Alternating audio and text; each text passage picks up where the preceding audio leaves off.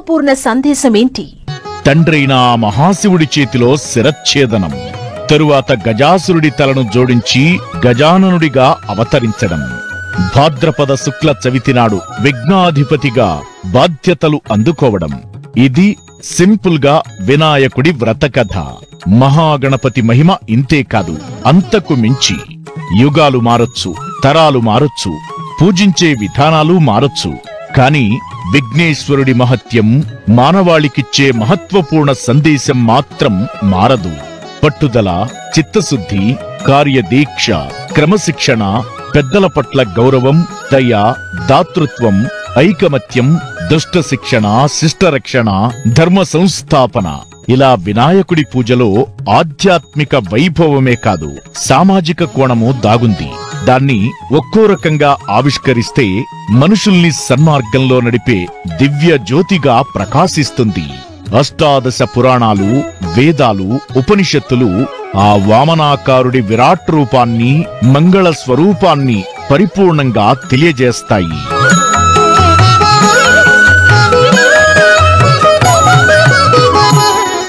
వినాయకుడు అనగానే పొడవైన తొండం, విశాలమైన చెవులు, ఏనుగు తల, మేరు పర్వతంలాంటి దేహం, 4 చేతులతో కూడిన దివ్యమంగళ రూపం మనసులో సాక్షాత్కరిస్తుంది. దేవగణాలలో తొలి పూజలందుకునే స్థాయికి ఎదిగిన గణేశుడి ప్రతి అడుగులో ఆధ్యాత్మికతే కాదు, విజేతలకు దక్కే గౌరవం కనబడుతుంది. దుష్ట శిక్షణ కోసం గణనాథుడు ఒక్కో యుగంలో ఒక్కో అవతారమెత్తాడు. ఆయను అఖండుడు, అజేయుడు, పరిపూర్ణుడు, పరబ్రహ్మ స్వరూపం. అందుకే విఘ్నాధిపతిగా దేవతలంతా ముక్తకంఠంతో ఆమోదించారు. సకల గణాలకు అధిపతిగా మారి గణపతి అయ్యాడు.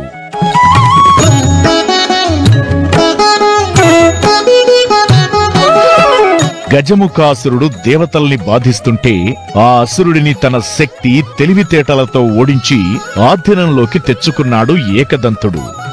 అన్ని కార్యాలకు అడ్డంకుల్ని సృష్టించే విఘ్నాసురుడి మదం అణచివేశాడు. దేవతల్ని, భక్తుల్ని బాధపెట్టే సింధూరాసురుడిని వినాయకుడు తన దివ్యశక్తులతో సంహరించాడని పురాణాలు చెబుతున్నాయి. అలా వీరత్వంలోనూ, యుద్ధనీతిలోనూ వినాయకుడి విజయాలు ఎన్నో.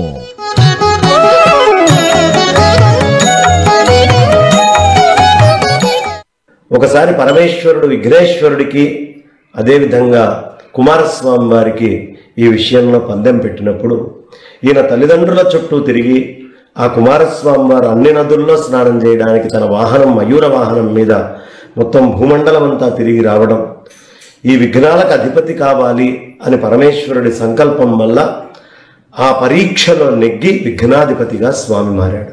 ఎలా? గణానాం త్వా గణపతిగుం అంటే అన్ని గణాలలో ఆ అధిపతి అయి ఉన్నాడు. ఎలా ఉంటాడయ్యా ఐకమత్యం అంటే, ఆయన ఈ ప్రపంచంలో నీకు చెట్లు విడివిడిగా కనిపిస్తాయి. చెట్టు అనే జాతి ఒకటే, కానీ అందులో గన్నేరు చెట్టు, పనస చెట్టు, ఇంకో చెట్టు, కానీ ఆ మామిడి చెట్టులో కూడా సువర్ణరేఖ రసాలు, పెద్ద రసాలు, గులాబీలు, అల్ఫాన్సాలు ఇట్లా వేరుంటాయి. ఇన్ని గణాలుగా విభజించబడ్డ అన్నిటిలోనూ తన యొక్క సత్తాన్ని చాటి తాను ఐకమత్యంగా ఎలా ఉండాలి, విభిన్నంగా ఉంటూ కూడా ఐకమత్యం ఎలా ఉండాలి, గణానాం త్వా గణపతిగుం అనే పదం ద్వారా అంతా విభజించి తానే అంతా అయి ఉన్నటువంటి మహానుభావుడు. ఐకమత్య స్వరూపానికి స్వామి గుర్తు మనకి. సూక్ష్మ బుద్ధికి, విజయ సోపానాలకు నిలువెత్తు నిదర్శనం ఆ మహాగణపతి రూపం. ముల్లోకాలను చుట్టిరమ్మని పార్వతీ పరమేశ్వరులు తమ సంతానమైన గణపతి కుమారస్వామిని కోరగా, నెమలి వాహనమెక్కిన కుమారస్వామి 3 లోకాలను చుట్టివచ్చేందుకు బయలుదేరాడు. కాని తన తల్లిదండ్రులైన ఆది దంపతులే ముల్లోకాలుగా భావించి వారి చుట్టూ ప్రదక్షిణం చేసి విజయం సాధించిన సూక్ష్మ బుద్ధిశాలి ఏకదంతుడు. తల్లిదండ్రులే ముల్లోకాలని విశ్వ మానవాళికి చాటాడు గజాననుడు. అందుకే అష్టదిక్కులు, దిక్పాలకులు, ప్రమథగణాలు ఇవన్నీ సూక్ష్మ బుద్ధి, సిద్ధి, విజయ వ్యూహాలున్న ఆ మహాగణపతి ఆధీనంలోకి వెళ్ళాయి.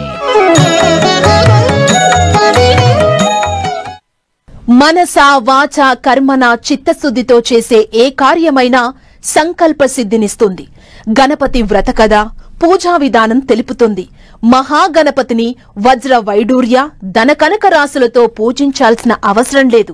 మట్టి, పసుపు ముద్ద, ప్రకృతితో దొరికే ఏ వస్తువుతోనైనా సరే ప్రతిమను చేసి గరికపోచలతో అర్చించినా అభయమిస్తాడు. అందుబాటులో ఉన్న ఫలపుష్పాలతో పూజిస్తే సంతుష్టుడవుతాడు. అందుకే అందరివాడయ్యాడు ఆ ఘననాథుడు. ఏదైనా శుభానికి శ్రీకారం చుట్టడమంటే గణపతి పూజ. ఏ కార్యం మొదలు పెట్టాలన్నా, విఘ్నాలు లేకుండా నిర్విఘ్నంగా సాగిపోవాలన్నా విఘ్నేశ్వరుడే శరణు. అడ్డంకులను ఎలా అధిగమించాలో వినాయకుడికి బాగా తెలుసు. చదువు, సంస్కారం, జీవన పోరాటంలో గణపతి కథ ఓ విలువైన సామాజిక బోధ. ఏ పనినైనా మొదలుపెట్టినప్పుడు అవిఘ్నమస్తు అని వినాయకుణ్ణి పూజించాకే పని ప్రారంభిస్తాం. ప్రతి పనిలో ముందు ఆ గణేశుడిని స్మరిస్తే ఇక అపజయమనే మాట ఉండదు. ఒకానొక సందర్భంలో బ్రహ్మదేవుడి అహంకారాన్నే పటాపంచలు చేసి సృష్టికార్య ప్రారంభానికి అవసరమైన దైవీక శక్తిని ప్రసాదించాడు మహాగణపతి. వ్యాసుడు మహాభారతానికి శ్రీకారం చుట్టింది విఘ్నాధిపతి విద్యాగణపతి ప్రార్థనతోనే. పోతనామాత్యుడు భాగవత అక్షరాభిషేకానికి సంకల్పించింది కూడా గణపతిని మనసారా కొలిచాకే.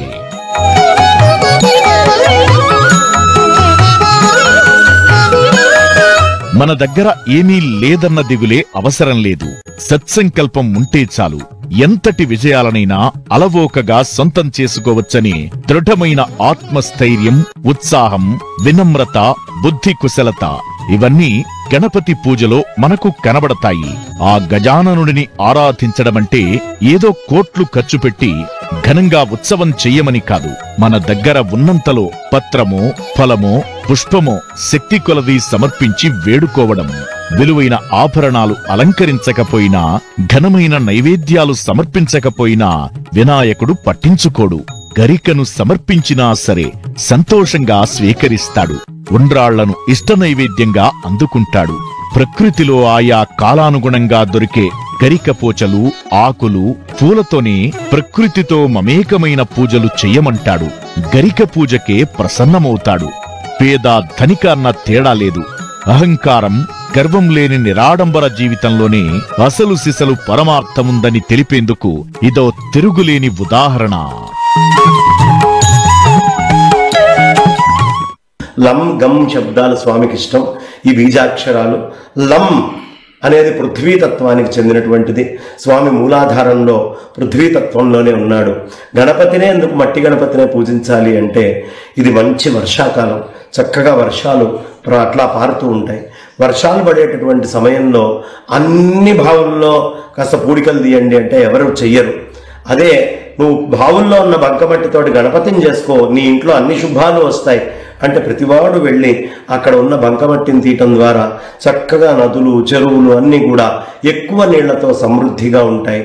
పూజ చేసి అనేక ఔషధీ వృక్షాలని పెట్టి ఆ వృక్షాలన్నిటితో మళ్ళీ ఆ గణపతిని యథాస్థానం ప్రవేశయామి, ఎక్కడి నుంచి తెచ్చానో అక్కడ జలంలోకి వెళ్ళవయ్యా అని మళ్ళీ ఆ బంకమట్టిని వేసి ఆ వచ్చినటువంటి నీటిని ఒడిసి పట్టేటటువంటి ప్రక్రియ ఈ వర్ష ఋతువులో. అందుకని గణపతిని సాధారణంగా మట్టితోటి పూజిస్తాం. మట్టికి మహత్తు ఉంటుంది. ఆకాశంలో ఉన్నప్పుడు చెట్టు రాదు, వాయువులో ఉన్నప్పుడు చెట్టు రాదు, అదే అగ్నిలో ఉన్నప్పుడు రాదు, జలములో ఉన్నప్పుడు రాదు. పృథ్వీలోకి వచ్చాకే దానికి మహత్తు వస్తుంది. ఆ మహత్తత్వానికి మూలం గణపతి కాబట్టి ఈ మహత్తు అక్కడి నుంచి ఆరంభం కాబట్టి మట్టితోటి పూజ మొదలు పెట్టండి అయ్యా, మట్టి గణపతితో పూజను ఆరంభం చేయండి అని చెప్తారు. అక్కడి నుంచే మనకి ధాతువులన్నీ లభించేది. భారీకాయుడిగా మేరునగ పర్వతంలా కనబడే గణపతి వేదాంగాలు తెలిసిన సర్వజ్ఞుడు. కార్యదీక్ష, వేగం, వివేకంగల మహాజ్ఞాని.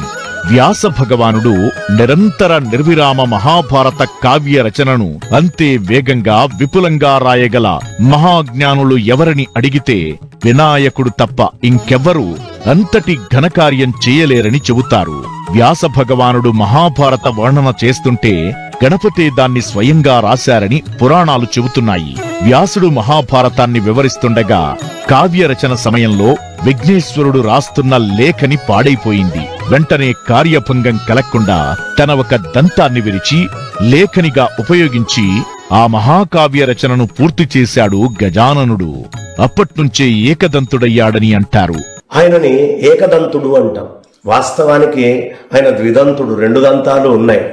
అయితే అది ఏకదంతం కింద ఎందుకు మారింది అంటే, ఒకప్పుడు ఒక రాక్షసుణ్ణి సంహరించాల్సి వచ్చినప్పుడు రాక్షస సంహారార్థం ఆయన యొక్క దంతాన్ని తీసి ప్రయోగం చేసి రాక్షస సంహారం చేశారు. అదేవిధంగా మహాభారతాన్ని రచించాల్సి వచ్చినప్పుడు ఆయన దంతాన్ని తీసి చక్కగా మహాభారతాన్ని రచించారు. దీని అర్థం ఏంటయ్యా అంటే, ఈ ఏకదంతుడు కష్టం వచ్చి దుష్ట శిక్షణ చేయాల్సి వచ్చినప్పుడు నీకు అత్యంత ప్రేమైన దాన్ని వదిలిపెట్టు, ఏనుక్కి దంతం చాలా ఇష్టం, త్యాగం చెయ్యి. అదేవిధంగా ధర్మ పరిరక్షణ చేసి సరస్వతి సాహిత్యాన్నంతా అందించాలి అన్నప్పుడు కూడా నీకు ఇష్టమైంది త్యాగం చేసైనా ఈ ధర్మాన్ని వ్యాప్తి చేయి అనే 2 లక్షణాలు ఏకదంతుడు మనకి నేర్పిస్తున్నాడు. మూడోది, ఎప్పుడైనా మగ ఏనుక్కి దంతం ఉంటుంది, ఆడ ఏనుక్కి దంతం ఉండదు. తన యొక్క తండ్రి యొక్క రూపాన్ని, తల్లి యొక్క రూపాన్ని అర్ధనారీశ్వరంగా చూపించాలనుకున్న పరమేశ గణపతి ఆయన ఒక పక్క దంతాన్ని నుంచి ఇంకొక పక్క దంతాన్ని తీసి ఏకదంతుడయ్యాడు. ఓ పక్కన మాతృస్వరూపం, ఒక పక్కన పితృస్వరూపం. ఇది ఏకదంత స్వరూపం యొక్క వైభవం. విఘ్ననాథుడి కార్యదీక్ష, చిత్తశుద్ధి అలాంటిది. భక్తులను కూడా అంతే జ్ఞానం, వేగం, ఖచ్చితత్వం, కార్యదీక్షతో ముందుకెళ్లాలని గణేశ పురాణం చెబుతుంది. చిత్తశుద్ధి, త్యాగనిరతి, కార్యదీక్షతో ఉండాలన్నది గణపతి భగవానుడి సంకల్పం, సందేశం. పూజించాలంటే ముందు మన మనసులో అహాన్ని వదలాలి. నేను, నాది, నాకు మాత్రమే సొంతమన్న భావనను పూర్తిగా దూరం పెట్టాలి. మనం, మనది, మనందరిది అన్న వసుదైక భావనను మనసు నిండా నింపుకోవాలి. అప్పుడే దుష్ట సంహారం జరుగుతోంది, విజయాలు ప్రాప్తిస్తాయి. అనాదిగా అదే జరిగింది. నాడు అసుర సంహారం నుంచి అప్పటి స్వాతంత్ర సంగ్రామం వరకు వినాయకుడు అన్ని విఘ్నాలను తొలగించడంలో క్రియాశీలక పాత్రే పోషించాడు. భారత జాతీయోద్యమంలో సమరయోధుల సంగతి సరే, మరి వినాయకుడి పాత్ర ఏంటి అనే డౌట్ అవసరం లేదు. జాతీయవాదాన్ని, ఐక్యతా రాగాన్ని గణపతి ఉత్సవాలే చాటాయి. ప్రతి కాలంలో, ప్రతి యుగంలో దుష్ట శిక్షణ, శిష్ట రక్షణ, ధర్మ సంస్థాపన జరుగుతూనే ఉంది. ఏదో ఒక రూపంతో రాక్షస సంతతి విజృంభించడం, వాళ్ల పీచమణిచి దేవతలను కాపాడటానికి మహాపురుషుల అవతారం తప్పనిసరైంది. భండాసురుడనే రాక్షసుడు లోకాన్ని కబళించి అపజయాలు, భయాలు, రోగాలు, అలసట, దిగులు, అతినిద్ర, పిరికితనం ఇలాంటి దుర్లక్షణాలతో దేవతల్ని పీడించాడు. ఆ రాక్షస సంహారాన్ని మహాగణపతి దిగ్విజయవంతం చేశాడు. మంచిని పెంచి చెడుపై పోరాడే గజాననుడిని జయజయధ్వానాల నడుమ త్రిమూర్తులు విజయ గణపతిగా విఘ్ననాయకుడికి పట్టాభిషేకం చేశారు. ప్రతి పనిలోనూ అడ్డంకుల్ని అధిగమించేందుకు ఆదిదేవుడిగా వినాయకుణ్ణి పూజించడం ముందు నుంచి భారతీయులు ఆచరిస్తున్న సంప్రదాయం. జీవ చైతన్యానికి, ఇచ్ఛా క్రియాశక్తుల సంయమనానికి ఈ పండుగ సంకేతం.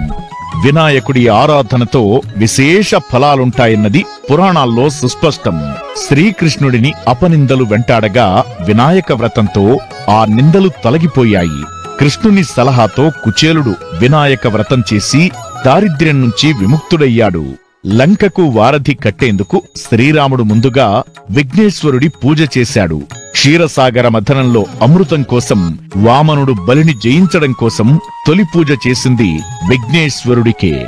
వనవాసం పూర్తయ్యాక పాండవులు వినాయక వ్రతం చేసి మహాభారతంలో కురుక్షేత్ర యుద్ధానికి పూనుకున్నారు. శివుని ఆత్మలింగం పొందేందుకు రావణుడు వినాయక వ్రతం ఆచరించలేదు. అందుకే దశకంఠుడి కోరిక నెరవేరలేదు. సృష్టి ఆరంభంలో బ్రహ్మ, భూభారం తలెత్తుకునే ముందు ఆదిశేషుడు, రాక్షస సంహారానికి ముందు శ్రీ మహావిష్ణువు, ఇలా దేవతలంతా విఘ్నాలు తొలగాలని విఘ్నేశ్వరునికి తొలి పూజ చేసిన వాళ్లే.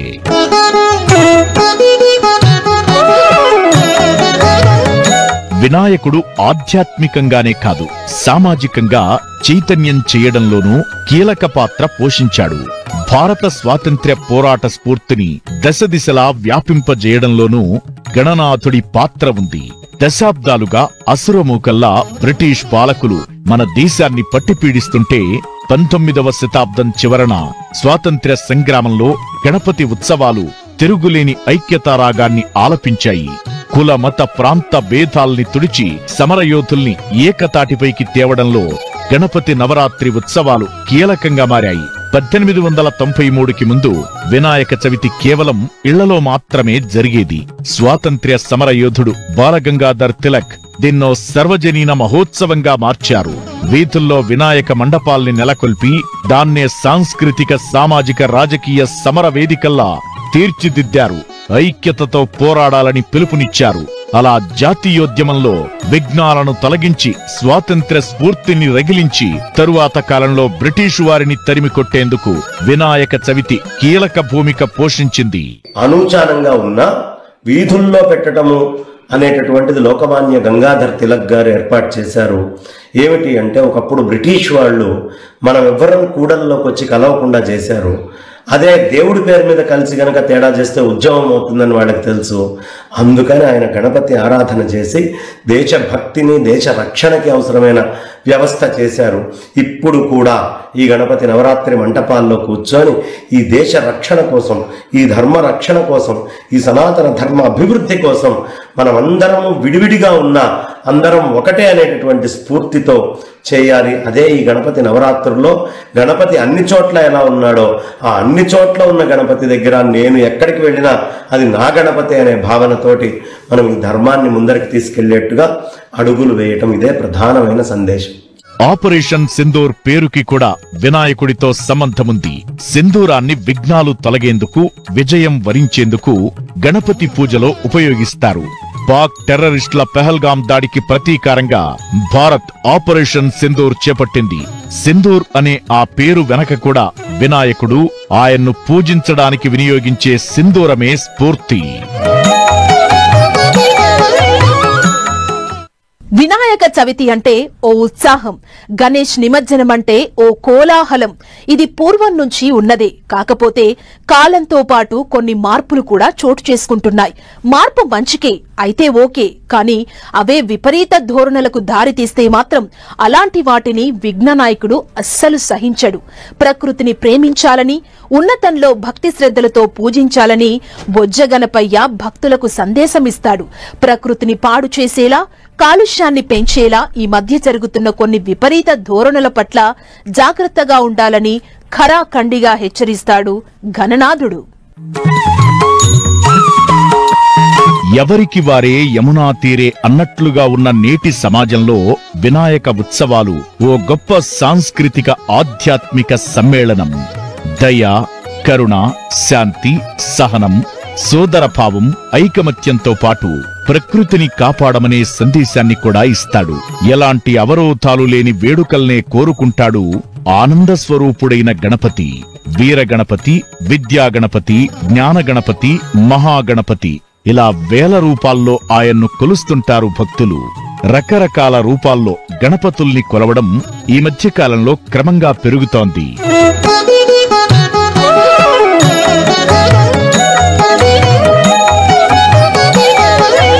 ప్రతి వీధిలోనూ గణేశుడి పందిళ్లు దర్శనమిస్తాయి. యువత చాలా ఉత్సాహంగా గణేష్ మండపాలను నిర్వహిస్తోంది. వీటి కోసం అసోసియేషన్లు కూడా ఏర్పడ్డాయి. ఏటా ఒకదానికి మించిన ఒకటి గణేష్ ప్రతిమల ఎత్తు పెరుగుతోంది. ఊరేగింపులు, ఉత్సవాలన్నీ ధూమ్ధామ్గా జరుగుతున్నాయి. అయితే కెమికల్ పూతలతో, ప్లాస్టర్ ఆఫ్ ప్యారిస్ తో చేసిన విగ్రహాలు ప్రకృతిని, పర్యావరణాన్ని పాడు చేస్తున్నాయి. గణేష్ నిమజ్జన సమయంలో ఇలాంటి రసాయనాలతో చేసిన విగ్రహాలు గాలి, నీటి కాలుష్యానికి కారణమవుతున్నాయి. విఘ్నాలు ఏ రూపంలో ఉన్నా వినాయకుడు దాన్ని అధిగమించే శక్తినే ఇస్తాడు. అందుకే మట్టి గణపతిని పూజించాలనే సంకల్పంతో పలు స్వచ్ఛంద సంస్థలు, పర్యావరణ ప్రేమికులు ప్రచారం ముమ్మరం చేస్తున్నారు. భక్తి శ్రద్ధలే ప్రధానం, విగ్రహాల ఎత్తు కాదు. పర్యావరణాన్ని కాపాడి కాలుష్యాన్ని నియంత్రించడమే ముఖ్యం. అది మట్టి విగ్రహాలతోనే సాధ్యం. పండుగ ఎంత ముఖ్యమో, ఉత్సవం, ఊరేగింపు ఎంత ఘనంగా చేయాలనుకుంటామో అదే సందర్భంలో విపరీత పోకడలకు పోకుండా వినాయకుణ్ణి పూజిస్తే అది ఆధ్యాత్మికతను విరాజిల్లేలా చేస్తుంది, సంస్కృతిని కాపాడినట్లవుతుంది. ఈ గణపతి పూజ పేరుతో దుర్వ్యసనాలు కొన్ని చోట్ల కనిపిస్తూ ఉంటాయి.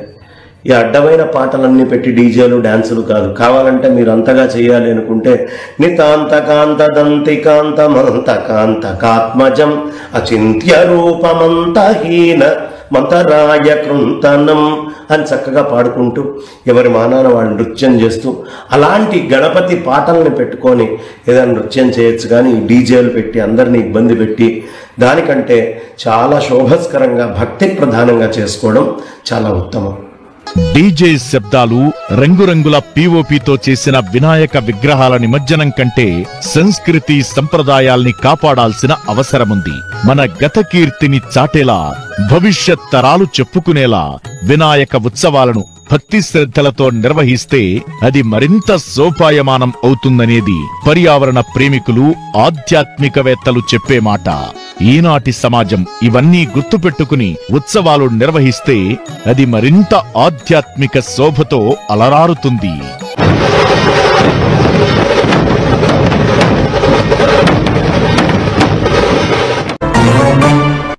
నమస్తే.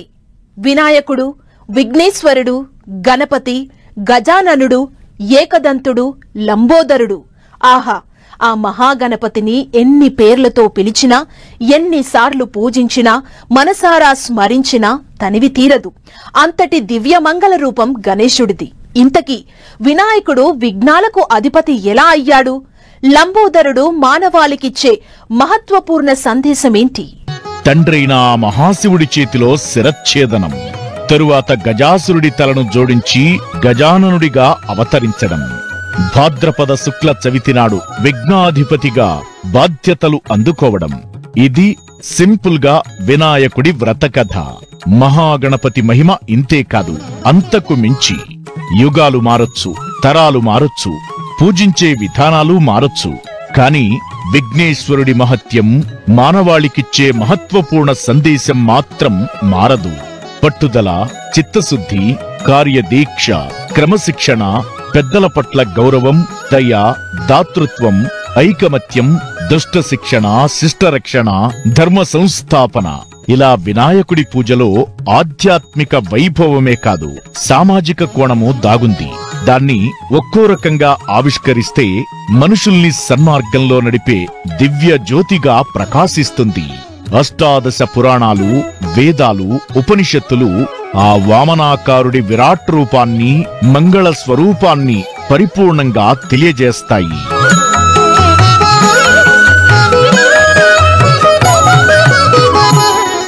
వినాయకుడు అనగానే పొడవైన తొండం, విశాలమైన చెవులు, ఏనుగు తల, మేరు పర్వతంలాంటి దేహం, 4 చేతులతో కూడిన దివ్యమంగళ రూపం మనసులో సాక్షాత్కరిస్తుంది. దేవగణాలలో తొలి పూజలందుకునే స్థాయికి ఎదిగిన గణేశుడి ప్రతి అడుగులో ఆధ్యాత్మికతే కాదు, విజేతలకు దక్కే గౌరవం కనబడుతుంది. దుష్ట శిక్షణ కోసం గణనాథుడు ఒక్కో యుగంలో ఒక్కో అవతారమెత్తాడు. ఆయను అఖండుడు, అజేయుడు, పరిపూర్ణుడు, పరబ్రహ్మ స్వరూపం. అందుకే విఘ్నాధిపతిగా దేవతలంతా ముక్తకంఠంతో ఆమోదించారు. సకల గణాలకు అధిపతిగా మారి గణపతి అయ్యాడు.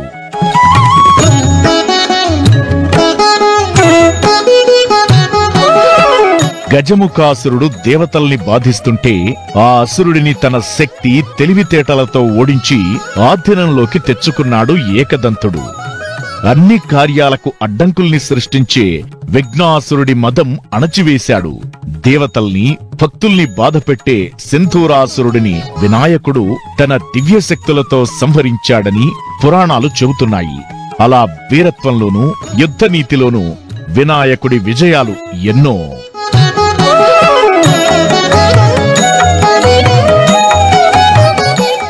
ఒకసారి పరమేశ్వరుడు విఘ్నేశ్వరుడికి, అదేవిధంగా కుమారస్వామి వారికి ఈ విషయంలో పందెం పెట్టినప్పుడు ఈయన తల్లిదండ్రుల చుట్టూ తిరిగి ఆ కుమారస్వామి వారు అన్ని నదుల్లో స్నానం చేయడానికి తన వాహనం, మయూర వాహనం మీద మొత్తం భూమండలం అంతా తిరిగి రావడం, ఈ విఘ్నాలకు అధిపతి కావాలి అని పరమేశ్వరుడి సంకల్పం వల్ల ఆ పరీక్షలో నెగ్గి విఘ్నాధిపతిగా స్వామి మారాడు.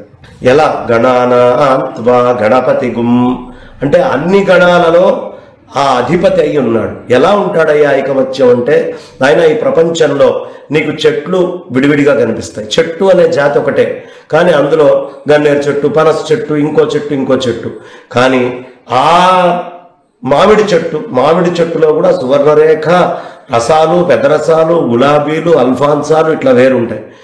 ఇన్ని గణాలుగా విభజించబడ్డ అన్నిటిలోనూ తన యొక్క సత్తాని చాటి తాను ఐకమత్యంగా ఎలా ఉండాలి, విభిన్నంగా ఉంటూ కూడా ఐకమత్యం ఎలా ఉండాలి, గణానాన్త్వా గణపతి గుం అనే పదం ద్వారా అంతా విభజించి తానే అంతా అయి ఉన్నటువంటి మహానుభావుడు.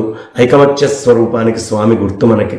సూక్ష్మ బుద్ధికి విజయ సోపానాలకు నిలువెత్తు నిదర్శనం ఆ మహాగణపతి రూపం. ముల్లోకాలను చుట్టిరమ్మని పార్వతీ పరమేశ్వరులు తమ సంతానమైన గణపతి కుమారస్వామిని కోరగా, నెమలివాహనమెక్కిన కుమారస్వామి 3 లోకాలను చుట్టివచ్చేందుకు బయలుదేరాడు. కాని తన తల్లిదండ్రులైన ఆది దంపతులే ముల్లోకాలుగా భావించి వారి చుట్టూ ప్రదక్షిణం చేసి విజయం సాధించిన సూక్ష్మ బుద్ధిశాలి ఏకదంతుడు. తల్లిదండ్రులే ముల్లోకాలని విశ్వ మానవాళికి చాటాడు గజాననుడు. అందుకే అష్టదిక్కులు, దిక్పాలకులు, ప్రమథగణాలు ఇవన్నీ సూక్ష్మ బుద్ధి, సిద్ధి, విజయ వ్యూహాలున్న ఆ మహాగణపతి ఆధీనంలోకి వెళ్ళాయి. మనసా వాచా కర్మన చిత్తశుద్ధితో చేసే ఏ కార్యమైనా సంకల్ప సిద్ధినిస్తుంది. గణపతి వ్రత కథ, పూజా విధానం తెలుపుతుంది. మహాగణపతిని వజ్ర వైడూర్య ధనకనక రాసులతో పూజించాల్సిన అవసరం లేదు. మట్టి, పసుపు ముద్ద, ప్రకృతితో దొరికే ఏ వస్తువుతోనైనా సరే ప్రతిమను చేసి గరికపోచలతో అర్చించినా అభయమిస్తాడు. అందుబాటులో ఉన్న ఫలపుష్పాలతో పూజిస్తే సంతుష్టుడవుతాడు. అందుకే అందరివాడయ్యాడు ఆ గణనాథుడు. ఏదైనా శుభానికి శ్రీకారం చుట్టడమంటే గణపతి పూజ. ఏ కార్యం మొదలు పెట్టాలన్నా, విఘ్నాలు లేకుండా నిర్విఘ్నంగా సాగిపోవాలన్నా విఘ్నేశ్వరుడే శరణు. అడ్డంకులను ఎలా అధిగమించాలో వినాయకుడికి బాగా తెలుసు. చదువు, సంస్కారం, జీవన పోరాటంలో గణపతి కథ ఓ విలువైన సామాజిక బోధ. ఏ పనినైనా మొదలుపెట్టినప్పుడు అవిఘ్నమస్తు అని వినాయకుణ్ణి పూజించాకే పని ప్రారంభిస్తాం. ప్రతి పనిలో ముందు ఆ గణేశుడిని స్మరిస్తే ఇక అపజయమనే మాట ఉండదు. ఒకానొక సందర్భంలో బ్రహ్మదేవుడి అహంకారాన్నే పటాపంచలు చేసి సృష్టి కార్య ప్రారంభానికి అవసరమైన దైవీక శక్తిని ప్రసాదించాడు మహాగణపతి.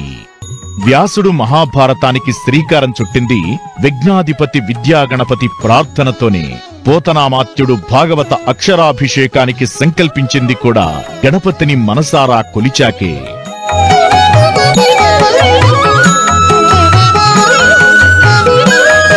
మన దగ్గర ఏమీ లేదన్న దిగులే అవసరం లేదు. సత్సంకల్పం ఉంటే చాలు.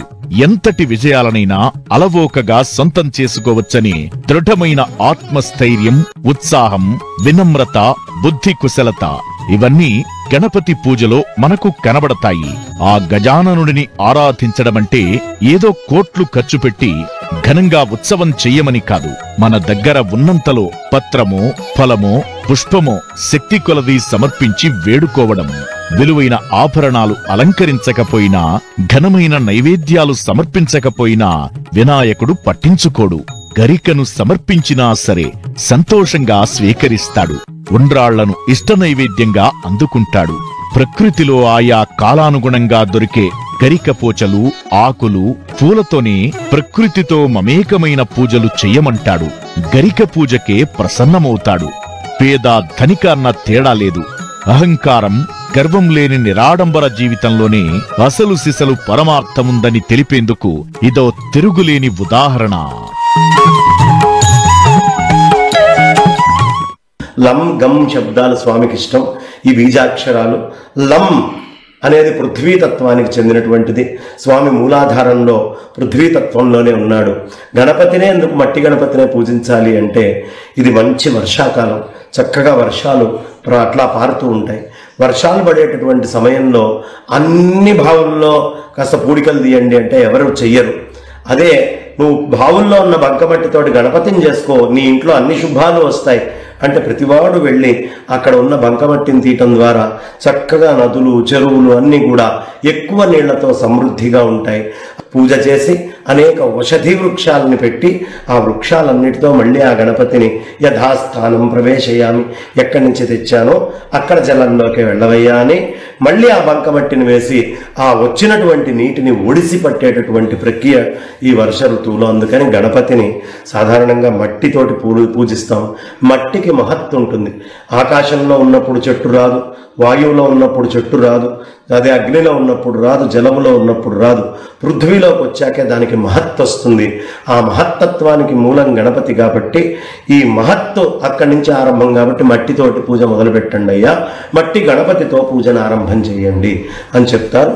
అక్కడి నుంచే మనకి ధాతువులన్నీ లభించేది. భారీకాయుడిగా మేరునగ పర్వతంలా కనబడే గణపతి వేదాంగాలు తెలిసిన సర్వజ్ఞుడు, కార్యదీక్ష, వేగం, వివేకం గల మహాజ్ఞాని.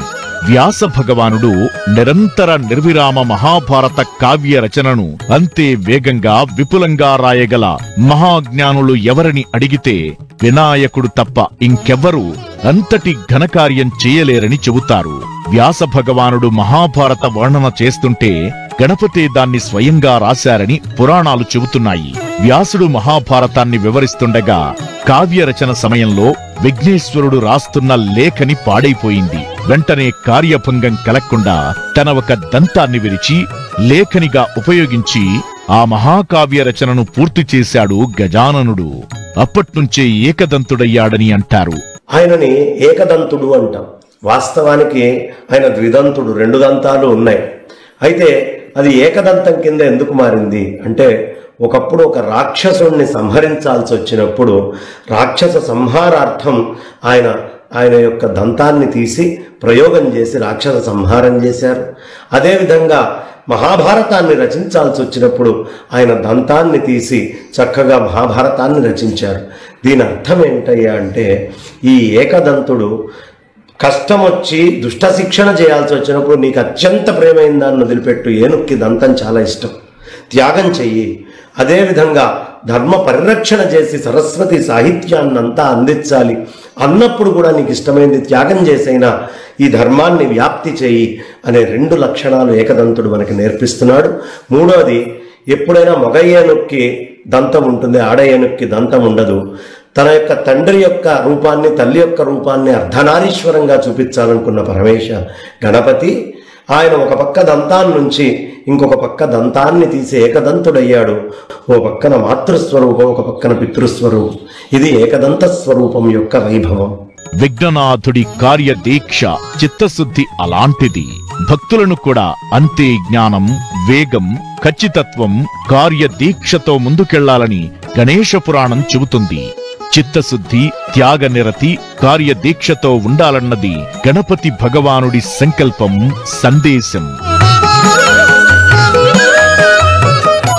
పూజించాలంటే ముందు మన మనసులో అహాన్ని వదలాలి. నేను, నాది, నాకు మాత్రమే సొంతమన్న భావనను పూర్తిగా దూరం పెట్టాలి. మనం, మనది, మనందరిది అన్న వసుదైక భావనను మనసు నిండా నింపుకోవాలి. అప్పుడే దుష్ట సంహారం జరుగుతోంది, విజయాలు ప్రాప్తిస్తాయి. అనాదిగా అదే జరిగింది. నాడు అసుర సంహారం నుంచి అప్పటి స్వాతంత్ర సంగ్రామం వరకు వినాయకుడు అన్ని విఘ్నాలను తొలగించడంలో క్రియాశీలక పాత్రే పోషించాడు. భారత జాతీయోద్యమంలో సమరయోధుల సంగతి సరే, మరి వినాయకుడి పాత్ర ఏంటి అనే డౌట్ అవసరం లేదు. జాతీయవాదాన్ని, ఐక్యతా రాగాన్ని గణపతి ఉత్సవాలే చాటాయి. ప్రతి కాలంలో, ప్రతి యుగంలో దుష్ట శిక్షణ, శిష్ట రక్షణ, ధర్మ సంస్థాపన జరుగుతూనే ఉంది. ఏదో ఒక రూపంతో రాక్షస సంతతి విజృంభించడం, వాళ్ల పీచమణిచి దేవతలను కాపాడటానికి మహాపురుషుల అవతారం తప్పనిసరైంది. భండాసురుడనే రాక్షసుడు లోకాన్ని కబళించి అపజయాలు, భయాలు, రోగాలు, అలసట, దిగులు, అతినిద్ర, పిరికితనం ఇలాంటి దుర్లక్షణాలతో దేవతల్ని పీడించాడు. ఆ రాక్షస సంహారాన్ని మహాగణపతి దిగ్విజయవంతం చేశాడు. మంచిని పెంచి చెడుపై పోరాడే గజాననుడిని జయధ్వానాల నడుమ త్రిమూర్తులు విజయ గణపతిగా విఘ్ననాయకుడికి పట్టాభిషేకం చేశారు. ప్రతి పనిలోనూ అడ్డంకుల్ని అధిగమించేందుకు ఆదిదేవుడిగా వినాయకుణ్ణి పూజించడం ముందు నుంచి భారతీయులు ఆచరిస్తున్న సంప్రదాయం. జీవ చైతన్యానికి, ఇచ్ఛా క్రియాశక్తుల సంయమనానికి ఈ పండుగ సంకేతం. వినాయకుడి ఆరాధనతో విశేష ఫలాలుంటాయన్నది పురాణాల్లో సుస్పష్టం. శ్రీకృష్ణుడిని అపనిందలు వెంటాడగా వినాయక వ్రతంతో ఆ నిందలు తొలగిపోయాయి. కృష్ణుని సలహాతో కుచేలుడు వినాయక వ్రతం చేసి దారిద్ర్యం నుంచి విముక్తుడయ్యాడు. లంకకు వారధి కట్టేందుకు శ్రీరాముడు ముందుగా విఘ్నేశ్వరుడి పూజ చేశాడు. క్షీరసాగర మథనంలో అమృతం కోసం వామనుడు బలిని జయించడం కోసం తొలి పూజ చేసింది విఘ్నేశ్వరుడికే. వనవాసం పూర్తయ్యాక పాండవులు వినాయక వ్రతం చేసి మహాభారతంలో కురుక్షేత్ర యుద్ధానికి పూనుకున్నారు. శివుని ఆత్మలింగం పొందేందుకు రావణుడు వినాయక వ్రతం ఆచరించలేదు. అందుకే దశకంఠుడి కోరిక నెరవేరలేదు. సృష్టి ఆరంభంలో బ్రహ్మ, భూభారం తలెత్తుకునే ముందు ఆదిశేషుడు, రాక్షస సంహారానికి ముందు శ్రీ మహావిష్ణువు, ఇలా దేవతలంతా విఘ్నాలు తొలగాలని విఘ్నేశ్వరునికి తొలి పూజ చేసిన వాళ్లే.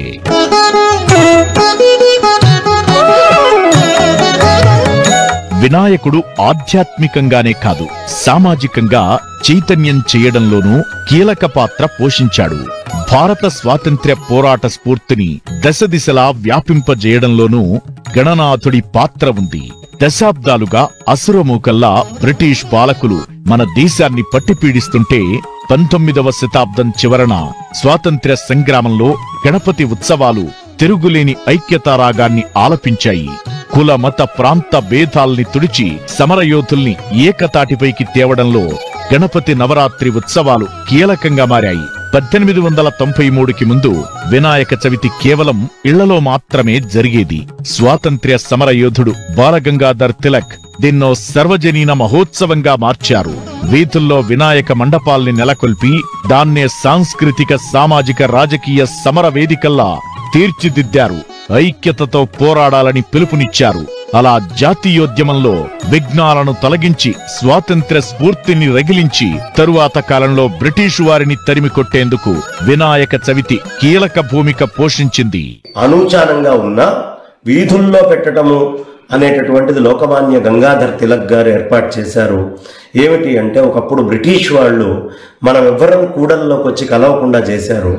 అదే దేవుడి పేరు మీద కలిసి గనక తేడా చేస్తే ఉద్యమం అవుతుందని వాళ్ళకి తెలుసు. అందుకని ఆయన గణపతి ఆరాధన చేసి దేశభక్తిని, దేశ రక్షణకి అవసరమైన వ్యవస్థ చేశారు.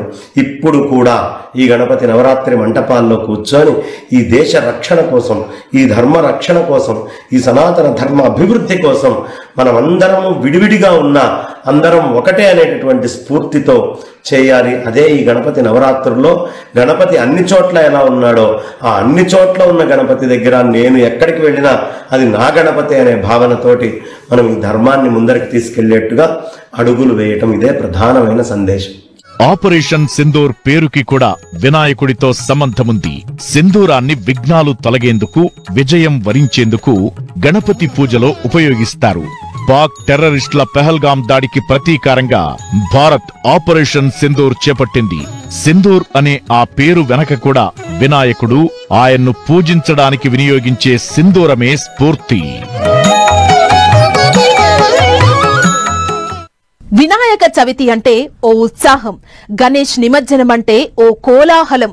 ఇది పూర్వం నుంచి ఉన్నదే. కాకపోతే కాలంతో పాటు కొన్ని మార్పులు కూడా చోటు చేసుకుంటున్నాయి. మార్పు మంచికే అయితే ఓకే, కానీ అవే విపరీత ధోరణులకు దారితీస్తే మాత్రం అలాంటి వాటిని విఘ్ననాయకుడు అస్సలు సహించడు. ప్రకృతిని ప్రేమించాలని, ఉన్నతంలో భక్తి శ్రద్ధలతో పూజించాలని బొజ్జగణపయ్య భక్తులకు సందేశమిస్తాడు. ప్రకృతిని పాడు చేసేలా, కాలుష్యాన్ని పెంచేలా ఈ మధ్య జరుగుతున్న కొన్ని విపరీత ధోరణుల పట్ల జాగ్రత్తగా ఉండాలని ఖరాఖండిగా హెచ్చరిస్తాడు గణనాథుడు. ఎవరికి వారే యమునా తీరే అన్నట్లుగా ఉన్న నేటి సమాజంలో వినాయక ఉత్సవాలు ఓ గొప్ప సాంస్కృతిక ఆధ్యాత్మిక సమ్మేళనం. దయ, కరుణ, శాంతి, సహనం, సోదరభావం, ఐకమత్యంతో పాటు ప్రకృతిని కాపాడమనే సందేశాన్ని కూడా ఇస్తాడు. ఎలాంటి అవరోధాలు లేని వేడుకల్నే కోరుకుంటాడు ఆనంద స్వరూపుడైన గణపతి. వీరగణపతి, విద్యాగణపతి, జ్ఞానగణపతి, మహాగణపతి ఇలా వేల రూపాల్లో ఆయన్ను కొలుస్తుంటారు భక్తులు. రకరకాల రూపాల్లో గణపతుల్ని కొలవడం ఈ మధ్యకాలంలో క్రమంగా పెరుగుతోంది.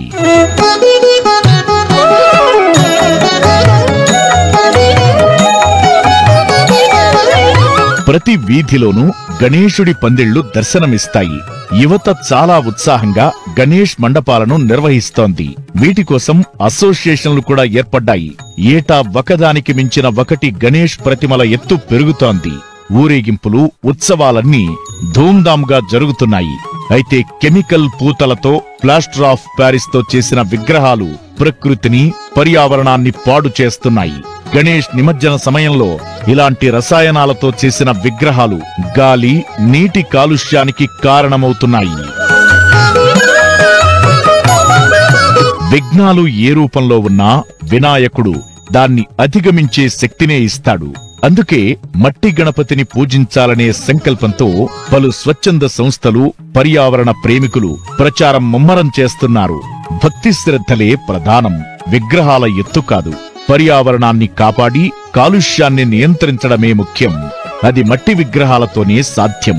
పండుగ ఎంత ముఖ్యమో ఉత్సవం, ఊరేగింపు ఎంత ఘనంగా చేయాలనుకుంటామో అదే సందర్భంలో విపరీత పోకడలకు పోకుండా వినాయకుణ్ణి పూజిస్తే అది ఆధ్యాత్మికతను విరాజిల్లేలా చేస్తుంది, సంస్కృతిని కాపాడినట్లవుతుంది. ఈ గణపతి పూజ పేరుతో దుర్వ్యసనాలు కొన్ని చోట్ల కనిపిస్తూ ఉంటాయి.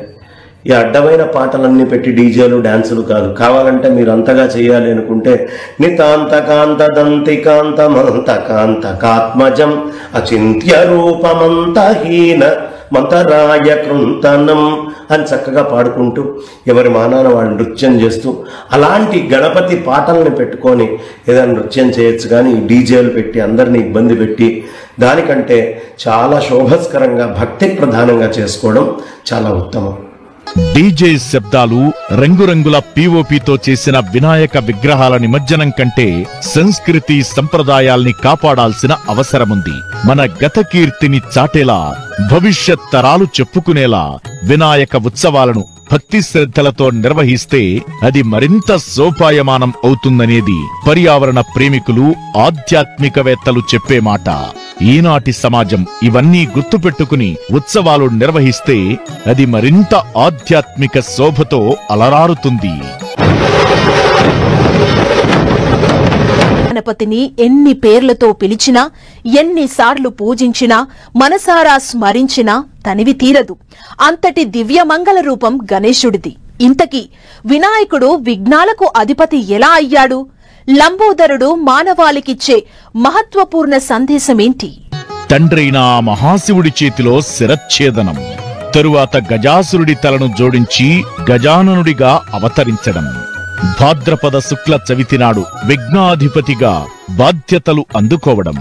ఇది సింపుల్ గా వినాయకుడి వ్రతకథ. మహాగణపతి మహిమ ఇంతే కాదు, అంతకు మించి. యుగాలు మారొచ్చు, తరాలు మారొచ్చు, పూజించే విధానాలు మారొచ్చు, కాని విఘ్నేశ్వరుడి మహత్యం, మానవాళికిచ్చే మహత్వపూర్ణ సందేశం మాత్రం మారదు. పట్టుదల, చిత్తశుద్ధి, కార్యదీక్ష, క్రమశిక్షణ, పెద్దల పట్ల గౌరవం, దయ, దాతృత్వం, ఐకమత్యం, దుష్ట శిక్షణ, శిష్టరక్షణ, ధర్మ సంస్థాపన ఇలా వినాయకుడి పూజలో ఆధ్యాత్మిక వైభవమే కాదు, సామాజిక కోణము దాగుంది. దాన్ని ఒక్కో రకంగా ఆవిష్కరిస్తే మనుషుల్ని సన్మార్గంలో నడిపే దివ్య జ్యోతిగా ప్రకాశిస్తుంది. అష్టాదశ పురాణాలు, వేదాలు, ఉపనిషత్తులు ఆ వామనాకారుడి విరాట్ రూపాన్ని, మంగళ స్వరూపాన్ని పరిపూర్ణంగా తెలియజేస్తాయి.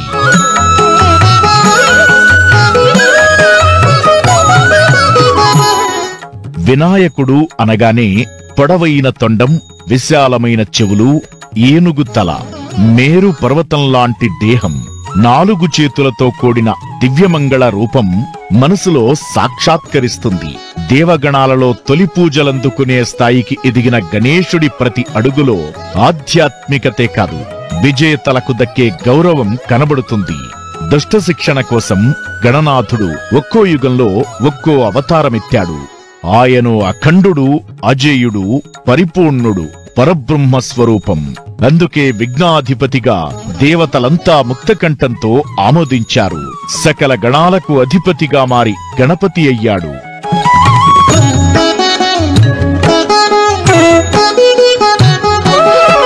గజముఖాసురుడు దేవతల్ని బాధిస్తుంటే ఆ అసురుడిని తన శక్తి, తెలివితేటలతో ఓడించి ఆధీనంలోకి తెచ్చుకున్నాడు ఏకదంతుడు. అన్ని కార్యాలకు అడ్డంకుల్ని సృష్టించే విఘ్నాసురుడి మదం అణచివేశాడు. దేవతల్ని, భక్తుల్ని బాధపెట్టే సింధూరాసురుడిని వినాయకుడు తన దివ్యశక్తులతో సంహరించాడని పురాణాలు చెబుతున్నాయి. అలా వీరత్వంలోనూ యుద్ధనీతిలోనూ వినాయకుడి విజయాలు ఎన్నో.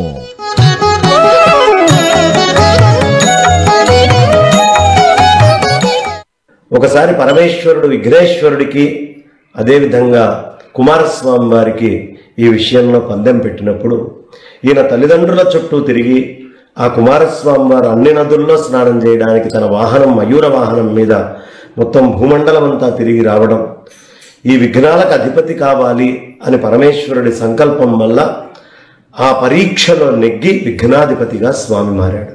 ఎలా? గణానాం త్వా గణపతి గుం అంటే అన్ని గణాలలో ఆ అధిపతి అయి ఉన్నాడు. ఎలా ఉంటాడయ్యా ఐకమత్యం అంటే, ఆయన ఈ ప్రపంచంలో నీకు చెట్లు విడివిడిగా కనిపిస్తాయి. చెట్టు అనే జాతి ఒకటే, కానీ అందులో గన్నేరు చెట్టు, పనస చెట్టు, ఇంకో చెట్టు, కానీ ఆ మామిడి చెట్టులో కూడా సువర్ణరేఖ రసాలు, పెద్ద రసాలు, గులాబీలు, అల్ఫాన్సాలు ఇట్లా వేరుంటాయి.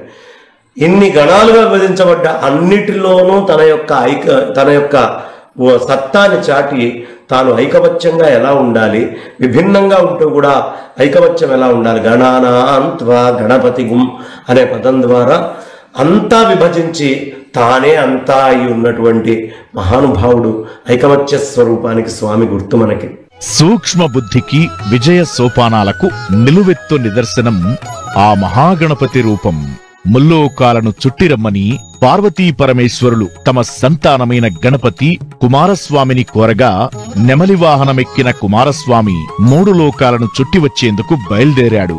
కాని తన తల్లిదండ్రులైన ఆది దంపతులే ముల్లోకాలుగా భావించి వారి చుట్టూ ప్రదక్షిణం చేసి విజయం సాధించిన సూక్ష్మ బుద్ధిశాలి ఏకదంతుడు. తల్లిదండ్రులే ముల్లోకాలని విశ్వ మానవాళికి చాటాడు గజాననుడు. అందుకే అష్టదిక్కులు, దిక్పాలకులు, ప్రమథగణాలు ఇవన్నీ సూక్ష్మ బుద్ధి, సిద్ధి, విజయ వ్యూహాలున్న ఆ మహాగణపతి ఆధీనంలోకి వెళ్ళాయి.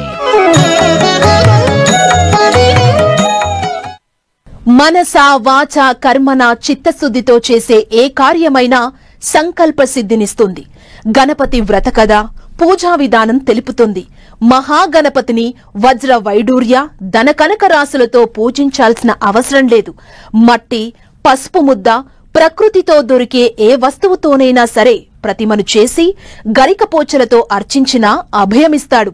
అందుబాటులో ఉన్న ఫలపుష్పాలతో పూజిస్తే సంతుష్టుడవుతాడు. అందుకే అందరివాడయ్యాడు ఆ గణనాథుడు. ఏదైనా శుభానికి శ్రీకారం చుట్టడమంటే గణపతి పూజ. ఏ కార్యం మొదలు పెట్టాలన్నా, విఘ్నాలు లేకుండా నిర్విఘ్నంగా సాగిపోవాలన్నా విఘ్నేశ్వరుడే శరణు. అడ్డంకులను ఎలా అధిగమించాలో వినాయకుడికి బాగా తెలుసు. చదువు, సంస్కారం, జీవన పోరాటంలో గణపతి కథ ఓ విలువైన సామాజిక బోధ. ఏ పనినైనా మొదలుపెట్టినప్పుడు అవిఘ్నమస్తు అని వినాయకుణ్ణి పూజించాకే పని ప్రారంభిస్తాం. ప్రతి పనిలో ముందు ఆ గణేశుడిని స్మరిస్తే ఇక అపజయమనే మాట ఉండదు. ఒకానొక సందర్భంలో బ్రహ్మదేవుడి అహంకారాన్నే పటాపంచలు చేసి సృష్టి కార్య ప్రారంభానికి అవసరమైన దైవీక శక్తిని ప్రసాదించాడు మహాగణపతి. వ్యాసుడు మహాభారతానికి శ్రీకారం చుట్టింది విఘ్నాధిపతి విద్యాగణపతి ప్రార్థనతోనే. పోతనామాత్యుడు భాగవత అక్షరాభిషేకానికి సంకల్పించింది కూడా గణపతిని మనసారా కొలిచాకే.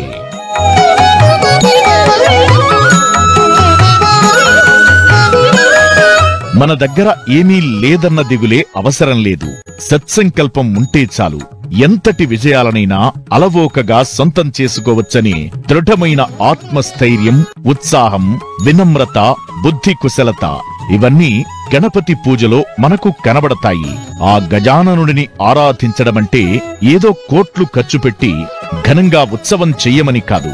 మన దగ్గర ఉన్నంతలో పత్రమో, ఫలమో, పుష్పమో శక్తి కొలది సమర్పించి వేడుకోవడం. విలువైన ఆభరణాలు అలంకరించకపోయినా, ఘనమైన నైవేద్యాలు సమర్పించకపోయినా వినాయకుడు పట్టించుకోడు. గరికను సమర్పించినా సరే సంతోషంగా స్వీకరిస్తాడు. ఉండ్రాళ్లను ఇష్ట నైవేద్యంగా అందుకుంటాడు. ప్రకృతిలో ఆయా కాలానుగుణంగా దొరికే గరికపోచలు, ఆకులు, పూలతోనే ప్రకృతితో మమేకమైన పూజలు చెయ్యమంటాడు. గరిక పూజకే ప్రసన్నమవుతాడు. పేద ధనిక అన్న తేడా లేదు. అహంకారం, గర్వం లేని నిరాడంబర జీవితంలోనే అసలు సిసలు పరమార్థముందని తెలిపేందుకు ఇదో తిరుగులేని ఉదాహరణ. లం గం శబ్దాలు స్వామికి ఇష్టం. ఈ బీజాక్షరాలు లం అనేది పృథ్వీతత్వానికి చెందినటువంటిది. స్వామి మూలాధారంలో పృథ్వీతత్వంలోనే ఉన్నాడు. గణపతినే ఎందుకు మట్టి గణపతినే పూజించాలి అంటే ఇది మంచి వర్షాకాలం, చక్కగా వర్షాలు అట్లా పారుతూ ఉంటాయి. వర్షాలు పడేటటువంటి సమయంలో అన్ని బావుల్లో కాస్త పూడికలు తీయండి అంటే ఎవరు చెయ్యరు. అదే నువ్వు బావుల్లో ఉన్న బంకమట్టితోటి గణపతిని చేసుకో, నీ ఇంట్లో అన్ని శుభాలు వస్తాయి అంటే ప్రతివాడు వెళ్ళి అక్కడ ఉన్న బంకమట్టిని తీయటం ద్వారా చక్కగా నదులు, చెరువులు అన్నీ కూడా ఎక్కువ నీళ్లతో సమృద్ధిగా ఉంటాయి. పూజ చేసి అనేక ఔషధీ వృక్షాలని పెట్టి ఆ వృక్షాలన్నిటితో మళ్ళీ ఆ గణపతిని యథాస్థానం ప్రవేశయామి, ఎక్కడి నుంచి తెచ్చానో అక్కడ జలంలోకి వెళ్ళవయ్యా అని మళ్ళీ ఆ బంకమట్టిని వేసి ఆ వచ్చినటువంటి నీటిని ఒడిసి పట్టేటటువంటి ప్రక్రియ ఈ వర్ష ఋతువులో. అందుకని గణపతిని సాధారణంగా మట్టితోటి పూజిస్తాం. మట్టికి మహత్తు ఉంటుంది. ఆకాశంలో ఉన్నప్పుడు చెట్టు రాదు, వాయువులో ఉన్నప్పుడు చెట్టు రాదు, అదే అగ్నిలో ఉన్నప్పుడు రాదు, జలములో ఉన్నప్పుడు రాదు. పృథ్వీలోకి వచ్చాకే దానికి మహత్తు వస్తుంది. ఆ మహత్తత్వానికి మూలం గణపతి కాబట్టి ఈ మహత్తు అక్కడి నుంచి ఆరంభం కాబట్టి మట్టితోటి పూజ మొదలు పెట్టండి అయ్యా, మట్టి గణపతితో పూజను ఆరంభం చేయండి అని చెప్తారు. అక్కడి నుంచే మనకి ధాతువులన్నీ లభించేది.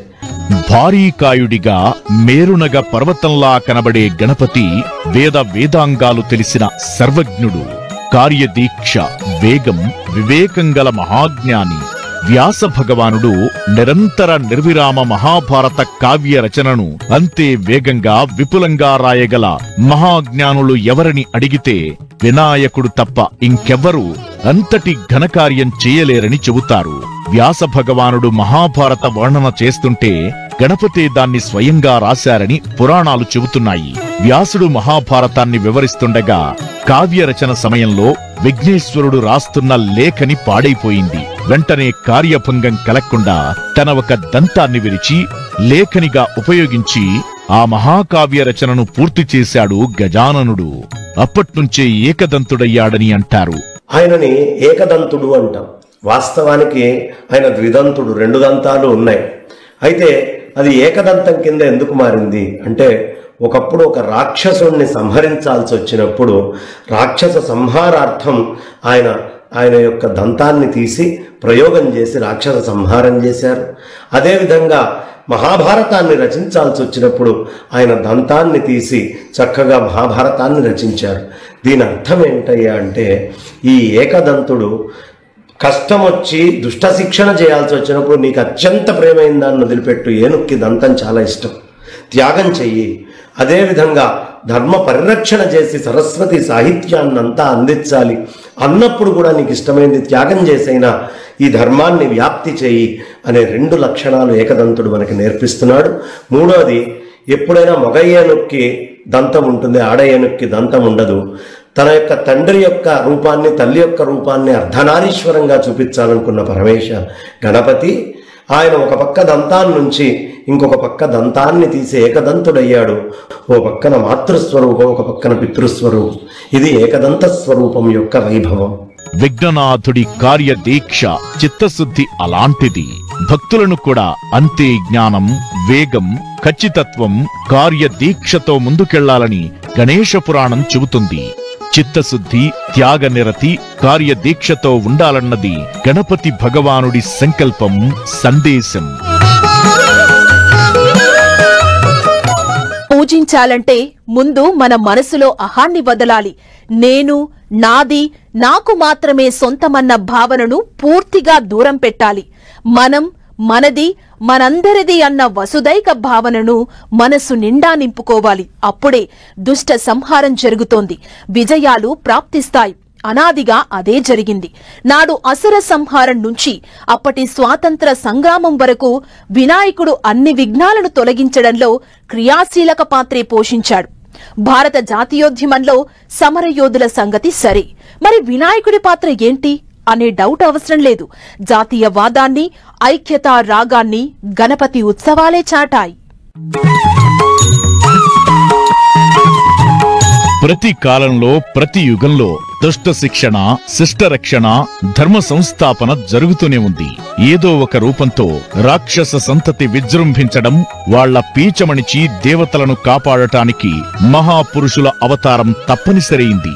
భండాసురుడనే రాక్షసుడు లోకాన్ని కబళించి అపజయాలు, భయాలు, రోగాలు, అలసట, దిగులు, అతినిద్ర, పిరికితనం ఇలాంటి దుర్లక్షణాలతో దేవతల్ని పీడించాడు. ఆ రాక్షస సంహారాన్ని మహాగణపతి దిగ్విజయవంతం చేశాడు.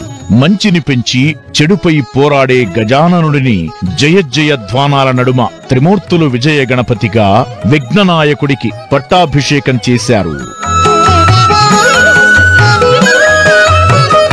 ప్రతి పనిలోనూ అడ్డంకుల్ని అధిగమించేందుకు ఆదిదేవుడిగా వినాయకుణ్ణి పూజించడం ముందు నుంచి భారతీయులు ఆచరిస్తున్న సంప్రదాయం. జీవ చైతన్యానికి, ఇచ్ఛా క్రియాశక్తుల సంయమనానికి ఈ పండుగ సంకేతం. వినాయకుడి ఆరాధనతో విశేష ఫలాలుంటాయన్నది పురాణాల్లో సుస్పష్టం. శ్రీకృష్ణుడిని అపనిందలు వెంటాడగా వినాయక వ్రతంతో ఆ నిందలు తొలగిపోయాయి. కృష్ణుని సలహాతో కుచేలుడు వినాయక వ్రతం చేసి దారిద్ర్యం నుంచి విముక్తుడయ్యాడు. లంకకు వారధి కట్టేందుకు శ్రీరాముడు ముందుగా విఘ్నేశ్వరుడి పూజ చేశాడు. క్షీరసాగర మథనంలో అమృతం కోసం వామనుడు బలిని జయించడం కోసం తొలి పూజ చేసింది విఘ్నేశ్వరుడికే. వనవాసం పూర్తయ్యాక పాండవులు వినాయక వ్రతం చేసి మహాభారతంలో కురుక్షేత్ర యుద్ధానికి పూనుకున్నారు. శివుని ఆత్మలింగం పొందేందుకు రావణుడు వినాయక వ్రతం ఆచరించలేదు. అందుకే దశకంఠుడి కోరిక నెరవేరలేదు. సృష్టి ఆరంభంలో బ్రహ్మ, భూభారం తలెత్తుకునే ముందు ఆదిశేషుడు, రాక్షస సంహారానికి ముందు శ్రీ మహావిష్ణువు, ఇలా దేవతలంతా విఘ్నాలు తొలగాలని విఘ్నేశ్వరునికి తొలి పూజ చేసిన వాళ్లే.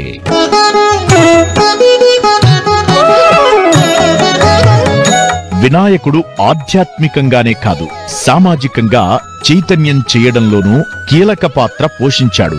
భారత స్వాతంత్ర్య పోరాట స్ఫూర్తిని దశ దిశలా వ్యాపింపజేయడంలోనూ గణనాథుడి పాత్ర ఉంది. దశాబ్దాలుగా అసురమూకల్లా బ్రిటిష్ పాలకులు మన దేశాన్ని పట్టిపీడిస్తుంటే 19వ శతాబ్దం చివరన స్వాతంత్ర్య సంగ్రామంలో గణపతి ఉత్సవాలు తిరుగులేని ఐక్యతారాగాన్ని ఆలపించాయి. కుల, మత, ప్రాంత భేదాల్ని తుడిచి సమరయోధుల్ని ఏకతాటిపైకి తేవడంలో గణపతి నవరాత్రి ఉత్సవాలు కీలకంగా మారాయి. 1893కి ముందు వినాయక చవితి కేవలం ఇళ్లలో మాత్రమే జరిగేది. స్వాతంత్ర్య సమరయోధుడు బాలగంగాధర్ తిలక్ దీన్నో సర్వజనీన మహోత్సవంగా మార్చారు. వీధుల్లో వినాయక మండపాల్ని నెలకొల్పి దాన్నే సాంస్కృతిక, సామాజిక, రాజకీయ సమర వేదికల్లా తీర్చిదిద్దారు. ఐక్యతతో పోరాడాలని పిలుపునిచ్చారు. అలా జాతీయోద్యమంలో విఘ్నాలను తొలగించి స్వాతంత్ర్య స్ఫూర్తిని రగిలించి తరువాత కాలంలో బ్రిటిషు వారిని తరిమి కొట్టేందుకు వినాయక చవితి కీలక భూమిక పోషించింది. అనూచానంగా ఉన్న వీధుల్లో పెట్టడము అనేటటువంటిది లోకమాన్య గంగాధర్ తిలక్ గారు ఏర్పాటు చేశారు. ఏమిటి అంటే, ఒకప్పుడు బ్రిటిష్ వాళ్ళు మనం ఎవ్వరం కూడల్లోకి వచ్చి కలవకుండా చేశారు. అదే దేవుడి పేరు మీద కలిసి గనక తేడా చేస్తే ఉద్యమం అవుతుందని వాళ్ళకి తెలుసు. అందుకని ఆయన గణపతి ఆరాధన చేసి దేశభక్తిని, దేశ రక్షణకి అవసరమైన వ్యవస్థ చేశారు. ఇప్పుడు కూడా ఈ గణపతి నవరాత్రి మంటపాల్లో కూర్చొని ఈ దేశ రక్షణ కోసం, ఈ ధర్మ రక్షణ కోసం, ఈ సనాతన ధర్మ అభివృద్ధి కోసం మనమందరము విడివిడిగా ఉన్నా అందరం ఒకటే అనేటటువంటి స్ఫూర్తితో చేయాలి. అదే ఈ గణపతి నవరాత్రుల్లో గణపతి అన్ని చోట్ల ఎలా ఉన్నాడో ఆ అన్ని చోట్ల ఉన్న గణపతి దగ్గర నేను ఎక్కడికి వెళ్ళినా అది నా గణపతి అనే భావనతోటి మనం ఈ ధర్మాన్ని ముందరికి తీసుకెళ్లేట్టుగా అడుగులు వేయటం ఇదే ప్రధానమైన సందేశం. ఆపరేషన్ సింధూర్ పేరుకి కూడా వినాయకుడితో సంబంధముంది. సింధూరాన్ని విఘ్నాలు తొలగేందుకు, విజయం వరించేందుకు గణపతి పూజలో ఉపయోగిస్తారు. పాక్ టెర్రరిస్టుల పెహల్గాం దాడికి ప్రతీకారంగా భారత్ ఆపరేషన్ సింధూర్ చేపట్టింది. సింధూర్ అనే ఆ పేరు వెనక కూడా వినాయకుడు, ఆయన్ను పూజించడానికి వినియోగించే సింధూరమే స్ఫూర్తి. వినాయక చవితి అంటే ఓ ఉత్సాహం, గణేష్ నిమజ్జనం అంటే ఓ కోలాహలం. ఇది పూర్వం నుంచి ఉన్నదే. కాకపోతే కాలంతో పాటు కొన్ని మార్పులు కూడా చోటు చేసుకుంటున్నాయి. మార్పు మంచికే అయితే ఓకే, కానీ అవే విపరీత ధోరణులకు దారితీస్తే మాత్రం అలాంటి వాటిని విఘ్ననాయకుడు అస్సలు సహించడు. ప్రకృతిని ప్రేమించాలని, ఉన్నతంలో భక్తి శ్రద్ధలతో పూజించాలని బొజ్జగణపయ్య భక్తులకు సందేశమిస్తాడు. ప్రకృతిని పాడు చేసేలా, కాలుష్యాన్ని పెంచేలా ఈ మధ్య జరుగుతున్న కొన్ని విపరీత ధోరణుల పట్ల జాగ్రత్తగా ఉండాలని ఖరాఖండిగా హెచ్చరిస్తాడు గణనాథుడు. ఎవరికి వారే యమునా తీరే అన్నట్లుగా ఉన్న నేటి సమాజంలో వినాయక ఉత్సవాలు ఓ గొప్ప సాంస్కృతిక ఆధ్యాత్మిక సమ్మేళనం. దయ, కరుణ, శాంతి, సహనం, సోదరభావం, ఐకమత్యంతో పాటు ప్రకృతిని కాపాడమనే సందేశాన్ని కూడా ఇస్తాడు. ఎలాంటి అవరోధాలు లేని వేడుకల్నే కోరుకుంటాడు ఆనంద స్వరూపుడైన గణపతి. వీరగణపతి, విద్యాగణపతి, జ్ఞానగణపతి, మహాగణపతి ఇలా వేల రూపాల్లో ఆయన్ను కొలుస్తుంటారు భక్తులు. రకరకాల రూపాల్లో గణపతుల్ని కొలవడం ఈ మధ్యకాలంలో క్రమంగా పెరుగుతోంది.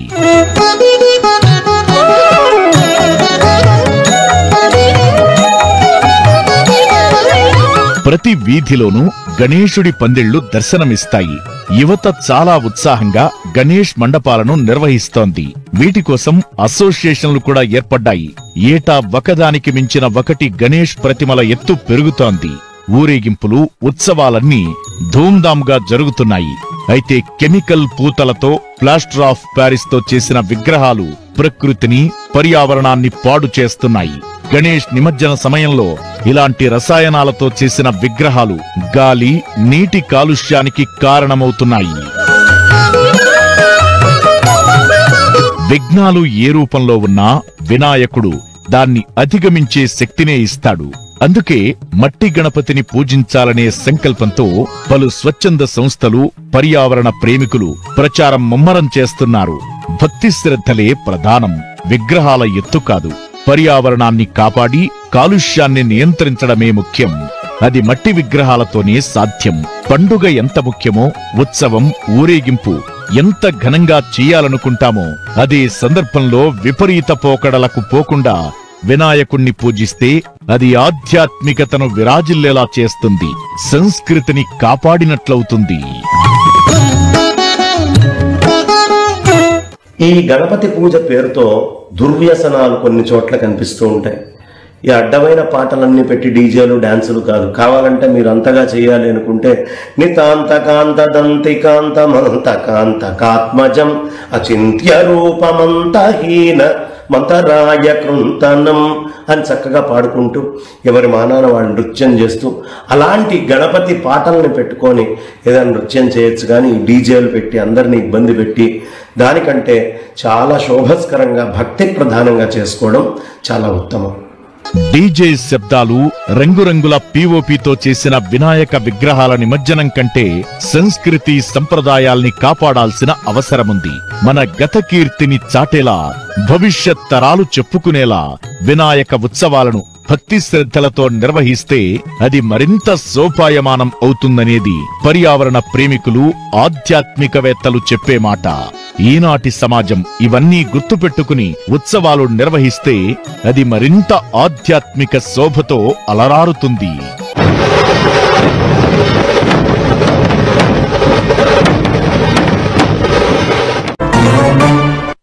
నమస్తే. వినాయకుడు, విఘ్నేశ్వరుడు, గణపతి, గజాననుడు, ఏకదంతుడు, లంబోదరుడు. ఆహా, ఆ మహాగణపతిని ఎన్ని పేర్లతో పిలిచినా, ఎన్నిసార్లు పూజించినా, మనసారా స్మరించినా తనివి తీరదు. అంతటి దివ్యమంగళ రూపం గణేశుడిది. ఇంతకీ వినాయకుడు విఘ్నాలకు అధిపతి ఎలా అయ్యాడు? లంబోదరుడు మానవాళికిచ్చే మహత్వపూర్ణ సందేశమేంటి? తండ్రైన ఆ మహాశివుడి చేతిలో శిరచ్ఛేదనం, తరువాత గజాసురుడి తలను జోడించి గజాననుడిగా అవతరించడం, భాద్రపద శుక్ల చవితి నాడు విఘ్నాధిపతిగా బాధ్యతలు అందుకోవడం. ఇది సింపుల్ గా వినాయకుడి వ్రతకథ. మహాగణపతి మహిమ ఇంతే కాదు, అంతకు మించి. యుగాలు మారొచ్చు, తరాలు మారొచ్చు, పూజించే విధానాలు మారొచ్చు, కాని విఘ్నేశ్వరుడి మహత్యం, మానవాళికిచ్చే మహత్వపూర్ణ సందేశం మాత్రం మారదు. పట్టుదల, చిత్తశుద్ధి, కార్యదీక్ష, క్రమశిక్షణ, పెద్దల పట్ల గౌరవం, దయ, దాతృత్వం, ఐకమత్యం, దుష్ట శిక్షణ, శిష్టరక్షణ, ధర్మ సంస్థాపన. ఇలా వినాయకుడి పూజలో ఆధ్యాత్మిక వైభవమే కాదు, సామాజిక కోణము దాగుంది. దాన్ని ఒక్కో రకంగా ఆవిష్కరిస్తే మనుషుల్ని సన్మార్గంలో నడిపే దివ్య జ్యోతిగా ప్రకాశిస్తుంది.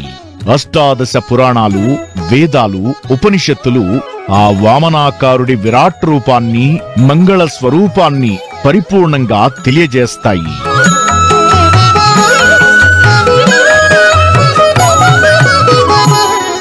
వినాయకుడు అనగానే పొడవైన తొండం, విశాలమైన చెవులు, ఏనుగు తల, మేరు పర్వతంలాంటి దేహం, 4 చేతులతో కూడిన దివ్యమంగళ రూపం మనసులో సాక్షాత్కరిస్తుంది.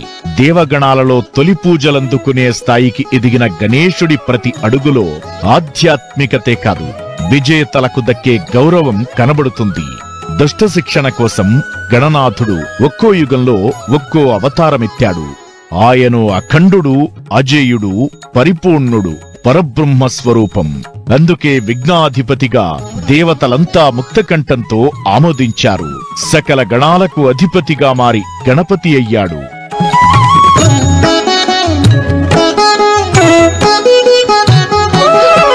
గజముఖాసురుడు దేవతల్ని బాధిస్తుంటే ఆ అసురుడిని తన శక్తి, తెలివితేటలతో ఓడించి ఆధీనంలోకి తెచ్చుకున్నాడు ఏకదంతుడు. అన్ని కార్యాలకు అడ్డంకుల్ని సృష్టించే విఘ్నాసురుడి మదం అణచివేశాడు. దేవతల్ని, భక్తుల్ని బాధపెట్టే సింధూరాసురుడిని వినాయకుడు తన దివ్యశక్తులతో సంహరించాడని పురాణాలు చెబుతున్నాయి. అలా వీరత్వంలోనూ, యుద్ధనీతిలోనూ వినాయకుడి విజయాలు ఎన్నో.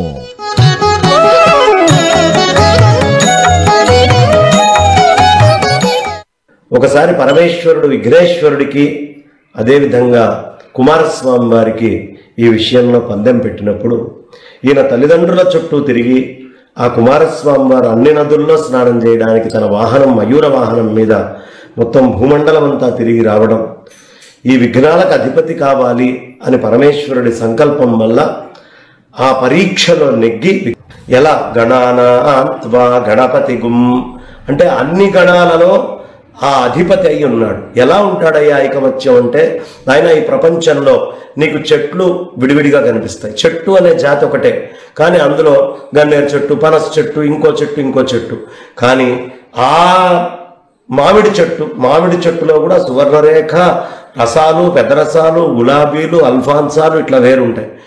ఇన్ని గణాలుగా విభజించబడ్డ అన్నిటిలోనూ తన యొక్క సత్తాని చాటి తాను ఐకమత్యంగా ఎలా ఉండాలి, విభిన్నంగా ఉంటూ కూడా ఐకమత్యం ఎలా ఉండాలి, గణానాన్త్వా గణపతి గుం అనే పదం ద్వారా అంతా విభజించి తానే అంతా అయి ఉన్నటువంటి మహానుభావుడు. ఐకమత్య స్వరూపానికి స్వామి గుర్తు మనకి. సూక్ష్మ బుద్ధికి, విజయ సోపానాలకు నిలువెత్తు నిదర్శనం ఆ మహాగణపతి రూపం. ముల్లోకాలను చుట్టిరమ్మని పార్వతీ పరమేశ్వరులు తమ సంతానమైన గణపతి కుమారస్వామిని కోరగా నెమలివాహనమెక్కిన కుమారస్వామి 3 లోకాలను చుట్టివచ్చేందుకు బయలుదేరాడు. కాని తన తల్లిదండ్రులైన ఆది దంపతులే ముల్లోకాలుగా భావించి వారి చుట్టూ ప్రదక్షిణం చేసి విజయం సాధించిన సూక్ష్మ బుద్ధిశాలి ఏకదంతుడు. తల్లిదండ్రులే ముల్లోకాలని విశ్వ మానవాళికి చాటాడు గజాననుడు. అందుకే అష్టదిక్కులు, దిక్పాలకులు, ప్రమథగణాలు ఇవన్నీ సూక్ష్మ బుద్ధి, సిద్ధి, విజయ వ్యూహాలున్న ఆ మహాగణపతి ఆధీనంలోకి వెళ్ళాయి. మనసా వాచా కర్మన చిత్తశుద్ధితో చేసే ఏ కార్యమైనా సంకల్ప సిద్ధినిస్తుంది. గణపతి వ్రత కథ, పూజా విధానం తెలుపుతుంది. మహాగణపతిని వజ్ర వైడూర్య ధన కనక రాశులతో పూజించాల్సిన అవసరం లేదు. మట్టి, పసుపు ముద్ద, ప్రకృతితో దొరికే ఏ వస్తువుతోనైనా సరే ప్రతిమను చేసి గరికపోచలతో అర్చించినా అభయమిస్తాడు. అందుబాటులో ఉన్న ఫలపుష్పాలతో పూజిస్తే సంతుష్టుడవుతాడు. అందుకే అందరివాడయ్యాడు ఆ ఘననాథుడు. ఏదైనా శుభానికి శ్రీకారం చుట్టడమంటే గణపతి పూజ. ఏ కార్యం మొదలు పెట్టాలన్నా, విఘ్నాలు లేకుండా నిర్విఘ్నంగా సాగిపోవాలన్నా విఘ్నేశ్వరుడే శరణు.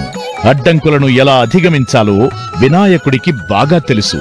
చదువు, సంస్కారం, జీవన పోరాటంలో గణపతి కథ ఓ విలువైన సామాజిక బోధ.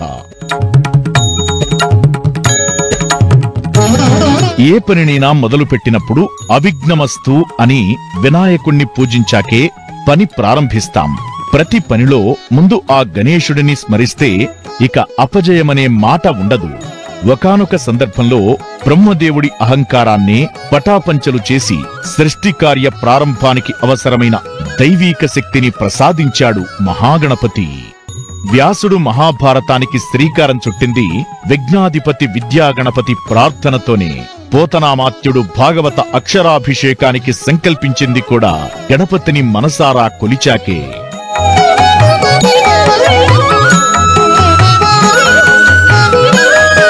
మన దగ్గర ఏమీ లేదన్న దిగులే అవసరం లేదు. సత్సంకల్పం ఉంటే చాలు. ఎంతటి విజయాలనైనా అలవోకగా సొంతం చేసుకోవచ్చని దృఢమైన ఆత్మస్థైర్యం, ఉత్సాహం, వినమ్రత, బుద్ధి కుశలత ఇవన్నీ గణపతి పూజలో మనకు కనబడతాయి. ఆ గజాననుడిని ఆరాధించడమంటే ఏదో కోట్లు ఖర్చు పెట్టి ఘనంగా ఉత్సవం చెయ్యమని కాదు. మన దగ్గర ఉన్నంతలో పత్రమో, ఫలమో, పుష్పమో శక్తి కొలది సమర్పించి వేడుకోవడం.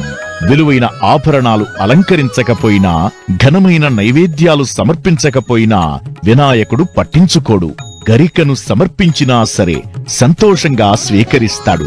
ఉండ్రాళ్లను ఇష్ట నైవేద్యంగా అందుకుంటాడు. ప్రకృతిలో ఆయా కాలానుగుణంగా దొరికే గరికపోచలు, ఆకులు, పూలతోనే ప్రకృతితో మమేకమైన పూజలు చెయ్యమంటాడు. గరిక పూజకే ప్రసన్నమవుతాడు. పేద ధనిక అన్న తేడా లేదు. అహంకారం, గర్వం లేని నిరాడంబర జీవితంలోనే అసలు సిసలు పరమార్థముందని తెలిపేందుకు ఇదో తిరుగులేని ఉదాహరణ. లం, గం శబ్దాలు స్వామికి ఇష్టం. ఈ బీజాక్షరాలు. లం అనేది పృథ్వీతత్వానికి చెందినటువంటిది. స్వామి మూలాధారంలో పృథ్వీతత్వంలోనే ఉన్నాడు. గణపతినే ఎందుకు మట్టి గణపతినే పూజించాలి అంటే, ఇది మంచి వర్షాకాలం. చక్కగా వర్షాలు అట్లా పారుతూ ఉంటాయి. వర్షాలు పడేటటువంటి సమయంలో అన్ని భావుల్లో కాస్త పూడికలు తీయండి అంటే ఎవరు చెయ్యరు. అదే నువ్వు బావుల్లో ఉన్న బంకమట్టితోటి గణపతిని చేసుకో, నీ ఇంట్లో అన్ని శుభాలు వస్తాయి అంటే ప్రతివాడు వెళ్ళి అక్కడ ఉన్న బంకమట్టిని తీయటం ద్వారా చక్కగా నదులు, చెరువులు అన్నీ కూడా ఎక్కువ నీళ్లతో సమృద్ధిగా ఉంటాయి. పూజ చేసి అనేక ఔషధీ వృక్షాలని పెట్టి ఆ వృక్షాలన్నిటితో మళ్ళీ ఆ గణపతిని యథాస్థానం ప్రవేశయామి, ఎక్కడి నుంచి తెచ్చానో అక్కడ జలంలోకి వెళ్ళవయ్యా అని మళ్ళీ ఆ బంకమట్టిని వేసి ఆ వచ్చినటువంటి నీటిని ఒడిసి పట్టేటటువంటి ప్రక్రియ ఈ వర్ష ఋతువులో. అందుకని గణపతిని సాధారణంగా మట్టితోటి పూజిస్తాం. మట్టికి మహత్తు ఉంటుంది. ఆకాశంలో ఉన్నప్పుడు చెట్టు రాదు, వాయువులో ఉన్నప్పుడు చెట్టు రాదు, అదే అగ్నిలో ఉన్నప్పుడు రాదు, జలములో ఉన్నప్పుడు రాదు. పృథ్వీ పృథ్వీలోకి వచ్చాకే దానికి మహత్ వస్తుంది. ఆ మహత్తత్వానికి మూలం గణపతి కాబట్టి ఈ మహత్తు అక్కడి నుంచి ఆరంభం కాబట్టి మట్టితోటి పూజ మొదలు పెట్టండి అయ్యా, మట్టి గణపతితో పూజను ఆరంభం చేయండి అని చెప్తారు. అక్కడి నుంచే మనకి ధాతువులన్నీ లభించేది. భారీకాయుడిగా మేరునగ పర్వతంలా కనబడే గణపతి వేదాంగాలు తెలిసిన సర్వజ్ఞుడు, కార్యదీక్ష, వేగం, వివేకంగల మహాజ్ఞాని. వ్యాస భగవానుడు నిరంతర నిర్విరామ మహాభారత కావ్య రచనను అంతే వేగంగా విపులంగా రాయగల మహాజ్ఞానులు ఎవరని అడిగితే వినాయకుడు తప్ప ఇంకెవ్వరూ అంతటి ఘనకార్యం చేయలేరని చెబుతారు. వ్యాస భగవానుడు మహాభారత వర్ణన చేస్తుంటే గణపతే దాన్ని స్వయంగా రాశారని పురాణాలు చెబుతున్నాయి. వ్యాసుడు మహాభారతాన్ని వివరిస్తుండగా కావ్య రచన సమయంలో విఘ్నేశ్వరుడు రాస్తున్న లేఖని పాడైపోయింది. వెంటనే కార్యభంగం కలగకుండా తన ఒక దంతాన్ని విరిచి లేఖనిగా ఉపయోగించి ఆ మహాకావ్య రచనను పూర్తి చేశాడు గజాననుడు. అప్పట్నుంచే ఏకదంతుడయ్యాడని అంటారు. ఆయనని ఏకదంతుడు అంటాం. వాస్తవానికి ఆయన ద్విదంతుడు, 2 దంతాలు ఉన్నాయి. అయితే అది ఏకదంతం కింద ఎందుకు మారింది అంటే, ఒకప్పుడు ఒక రాక్షసుణ్ణి సంహరించాల్సి వచ్చినప్పుడు రాక్షస సంహారార్థం ఆయన యొక్క దంతాన్ని తీసి ప్రయోగం చేసి రాక్షస సంహారం చేశారు. అదేవిధంగా మహాభారతాన్ని రచించాల్సి వచ్చినప్పుడు ఆయన దంతాన్ని తీసి చక్కగా మహాభారతాన్ని రచించారు. దీని అర్థం ఏంటయ్యా అంటే, ఈ ఏకదంతుడు కష్టం వచ్చి దుష్ట శిక్షణ చేయాల్సి వచ్చినప్పుడు నీకు అత్యంత ప్రేమైన దాన్ని వదిలిపెట్టు, ఏనుక్కి దంతం చాలా ఇష్టం, త్యాగం చెయ్యి. అదేవిధంగా ధర్మ పరిరక్షణ చేసి సరస్వతి సాహిత్యాన్నంతా అందించాలి అన్నప్పుడు కూడా నీకు ఇష్టమైంది త్యాగం చేసైనా ఈ ధర్మాన్ని వ్యాప్తి చేయి అనే 2 లక్షణాలు ఏకదంతుడు మనకి నేర్పిస్తున్నాడు. మూడోది, ఎప్పుడైనా మగ ఏనుక్కి దంతం ఉంటుంది, ఆడ ఏనుక్కి దంతం ఉండదు. తన యొక్క తండ్రి యొక్క రూపాన్ని, తల్లి యొక్క రూపాన్ని అర్ధనారీశ్వరంగా చూపించాలనుకున్న పరమేశ గణపతి ఆయన ఒక పక్క దంతాన్ని నుంచి ఇంకొక పక్క దంతాన్ని తీసి ఏకదంతుడయ్యాడు. ఓ పక్కన మాతృస్వరూపం, ఒక పక్కన పితృస్వరూపం. ఇది ఏకదంత స్వరూపం యొక్క వైభవం. విఘ్ననాథుడి కార్యదీక్ష, చిత్తశుద్ధి అలాంటిది. భక్తులను కూడా అంతే జ్ఞానం, వేగం, ఖచ్చితత్వం, కార్యదీక్షతో ముందుకెళ్లాలని గణేశ పురాణం చెబుతుంది. చిత్తశుద్ధి, త్యాగనిరతి, కార్యదీక్షతో ఉండాలన్నది గణపతి భగవానుడి సంకల్పం, సందేశం. పూజించాలంటే ముందు మన మనసులో అహాన్ని వదలాలి. నేను, నాది, నాకు మాత్రమే సొంతమన్న భావనను పూర్తిగా దూరం పెట్టాలి.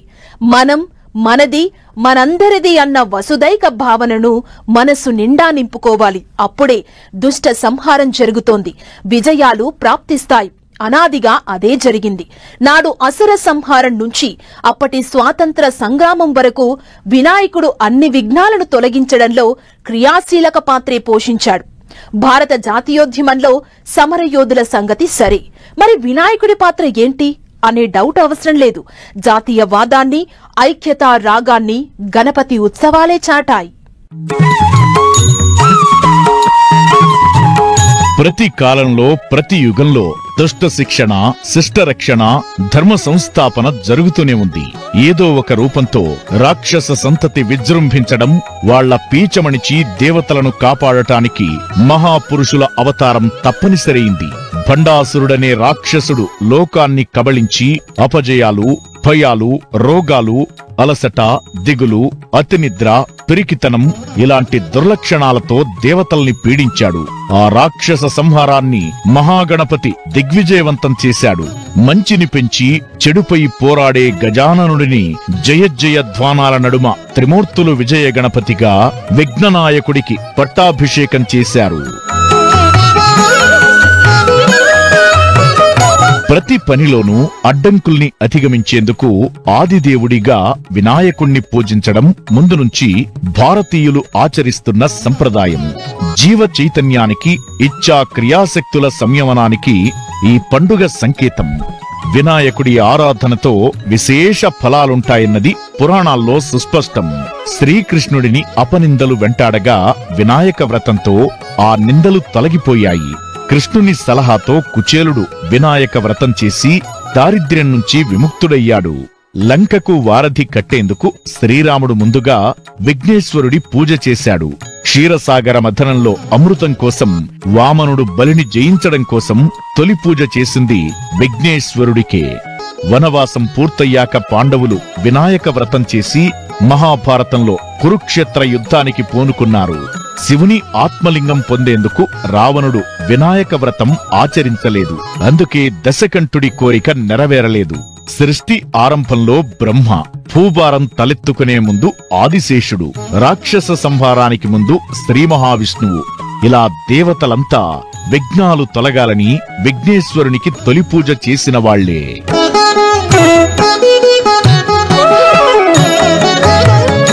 వినాయకుడు ఆధ్యాత్మికంగానే కాదు, సామాజికంగా చైతన్యం చేయడంలోనూ కీలక పాత్ర పోషించాడు. భారత స్వాతంత్ర్య పోరాట స్ఫూర్తిని దశ దిశలా వ్యాపింపజేయడంలోనూ గణనాథుడి పాత్ర ఉంది. దశాబ్దాలుగా అసురమూకల్లా బ్రిటిష్ పాలకులు మన దేశాన్ని పట్టిపీడిస్తుంటే 19వ శతాబ్దం చివరన స్వాతంత్ర్య సంగ్రామంలో గణపతి ఉత్సవాలు తిరుగులేని ఐక్యతారాగాన్ని ఆలపించాయి.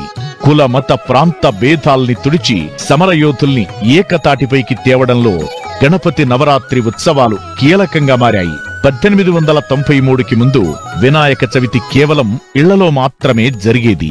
స్వాతంత్ర్య సమరయోధుడు బాలగంగాధర్ తిలక్ దీన్నో సర్వజనీన మహోత్సవంగా మార్చారు. వీధుల్లో వినాయక మండపాల్ని నెలకొల్పి దాన్నే సాంస్కృతిక, సామాజిక, రాజకీయ సమర వేదికల్లా తీర్చిదిద్దారు. ఐక్యతతో పోరాడాలని పిలుపునిచ్చారు. అలా జాతీయోద్యమంలో విఘ్నాలను తొలగించి స్వాతంత్ర్య స్ఫూర్తిని రగిలించి తరువాత కాలంలో బ్రిటిషు వారిని తరిమి కొట్టేందుకు వినాయక చవితి కీలక భూమిక పోషించింది. అనూచానంగా ఉన్న వీధుల్లో పెట్టడము అనేటటువంటిది లోకమాన్య గంగాధర్ తిలక్ గారు ఏర్పాటు చేశారు. ఏమిటి అంటే, ఒకప్పుడు బ్రిటిష్ వాళ్ళు మనం ఎవ్వరం కూడల్లోకి వచ్చి కలవకుండా చేశారు. అదే దేవుడి పేరు మీద కలిసి గనక తేడా చేస్తే ఉద్యమం అవుతుందని వాళ్ళకి తెలుసు. అందుకని ఆయన గణపతి ఆరాధన చేసి దేశభక్తిని, దేశ రక్షణకి అవసరమైన వ్యవస్థ చేశారు. ఇప్పుడు కూడా ఈ గణపతి నవరాత్రి మంటపాల్లో కూర్చొని ఈ దేశ రక్షణ కోసం, ఈ ధర్మ రక్షణ కోసం, ఈ సనాతన ధర్మ అభివృద్ధి కోసం మనమందరము విడివిడిగా ఉన్నా అందరం ఒకటే అనేటటువంటి స్ఫూర్తితో చేయాలి. అదే ఈ గణపతి నవరాత్రుల్లో గణపతి అన్ని చోట్ల ఎలా ఉన్నాడో ఆ అన్ని చోట్ల ఉన్న గణపతి దగ్గర నేను ఎక్కడికి వెళ్ళినా అది నా గణపతి అనే భావనతోటి మనం ఈ ధర్మాన్ని ముందరికి తీసుకెళ్లేట్టుగా అడుగులు వేయటం, ఇదే ప్రధానమైన సందేశం. ఆపరేషన్ సింధూర్ పేరుకి కూడా వినాయకుడితో సంబంధముంది. సింధూరాన్ని విఘ్నాలు తొలగేందుకు, విజయం వరించేందుకు గణపతి పూజలో ఉపయోగిస్తారు. పాక్ టెర్రరిస్టుల పెహల్గాం దాడికి ప్రతీకారంగా భారత్ ఆపరేషన్ సింధూర్ చేపట్టింది. సింధూర్ అనే ఆ పేరు వెనక కూడా వినాయకుడు, ఆయన్ను పూజించడానికి వినియోగించే సింధూరమే స్ఫూర్తి. వినాయక చవితి అంటే ఓ ఉత్సాహం, గణేష్ నిమజ్జనం అంటే ఓ కోలాహలం. ఇది పూర్వం నుంచి ఉన్నదే. కాకపోతే కాలంతో పాటు కొన్ని మార్పులు కూడా చోటు చేసుకుంటున్నాయి. మార్పు మంచికే అయితే ఓకే, కానీ అవే విపరీత ధోరణులకు దారితీస్తే మాత్రం అలాంటి వాటిని విఘ్ననాయకుడు అస్సలు సహించడు. ప్రకృతిని ప్రేమించాలని, ఉన్నతంలో భక్తి శ్రద్ధలతో పూజించాలని బొజ్జగణపయ్య భక్తులకు సందేశమిస్తాడు. ప్రకృతిని పాడు చేసేలా, కాలుష్యాన్ని పెంచేలా ఈ మధ్య జరుగుతున్న కొన్ని విపరీత ధోరణుల పట్ల జాగ్రత్తగా ఉండాలని ఖరాఖండిగా హెచ్చరిస్తాడు గణనాథుడు. ఎవరికి వారే యమునా తీరే అన్నట్లుగా ఉన్న నేటి సమాజంలో వినాయక ఉత్సవాలు ఓ గొప్ప సాంస్కృతిక, ఆధ్యాత్మిక సమ్మేళనం. దయ, కరుణ, శాంతి, సహనం, సోదరభావం, ఐకమత్యంతో పాటు ప్రకృతిని కాపాడమనే సందేశాన్ని కూడా ఇస్తాడు. ఎలాంటి అవరోధాలు లేని వేడుకల్నే కోరుకుంటాడు ఆనంద స్వరూపుడైన గణపతి. వీరగణపతి, విద్యాగణపతి, జ్ఞానగణపతి, మహాగణపతి, ఇలా వేల రూపాల్లో ఆయన్ను కొలుస్తుంటారు భక్తులు. రకరకాల రూపాల్లో గణపతుల్ని కొలవడం ఈ మధ్యకాలంలో క్రమంగా పెరుగుతోంది.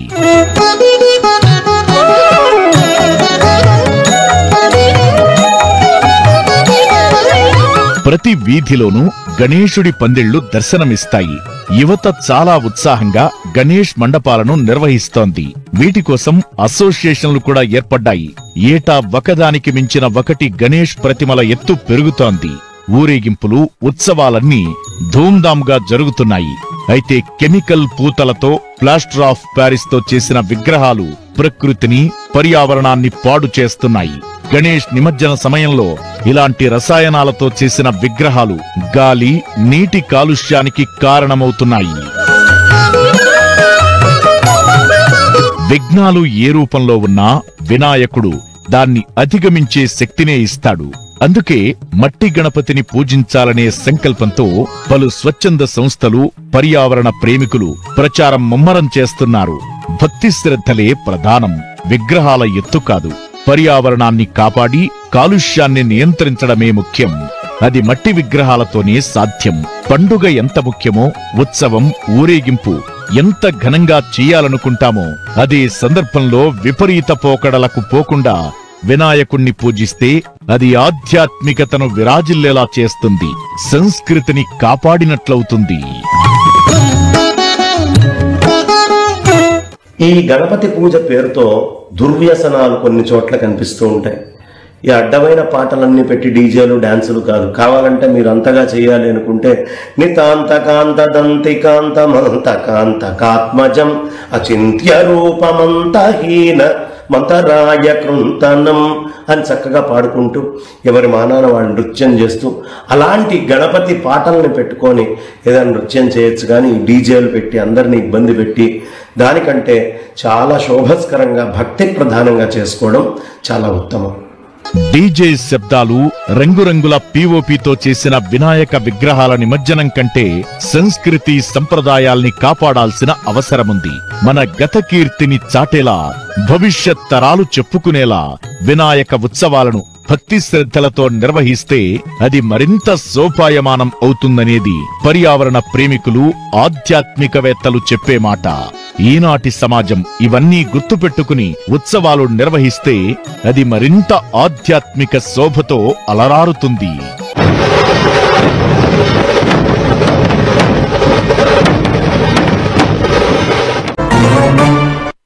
నమస్తే. వినాయకుడు, విఘ్నేశ్వరుడు, గణపతి, గజాననుడు, ఏకదంతుడు, లంబోదరుడు. ఆహా! ఆ మహాగణపతిని ఎన్ని పేర్లతో పిలిచినా, ఎన్నిసార్లు పూజించినా, మనసారా స్మరించినా తనివి తీరదు.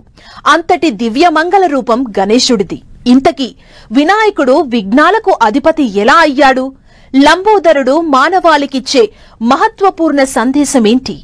తండ్రైన ఆ మహాశివుడి చేతిలో శిరచ్ఛేదనం, తరువాత గజాసురుడి తలను జోడించి గజాననుడిగా అవతరించడం, భాద్రపద శుక్ల చవితి నాడు విఘ్నాధిపతిగా బాధ్యతలు అందుకోవడం. ఇది సింపుల్ గా వినాయకుడి వ్రతకథ. మహాగణపతి మహిమ ఇంతే కాదు, అంతకు మించి.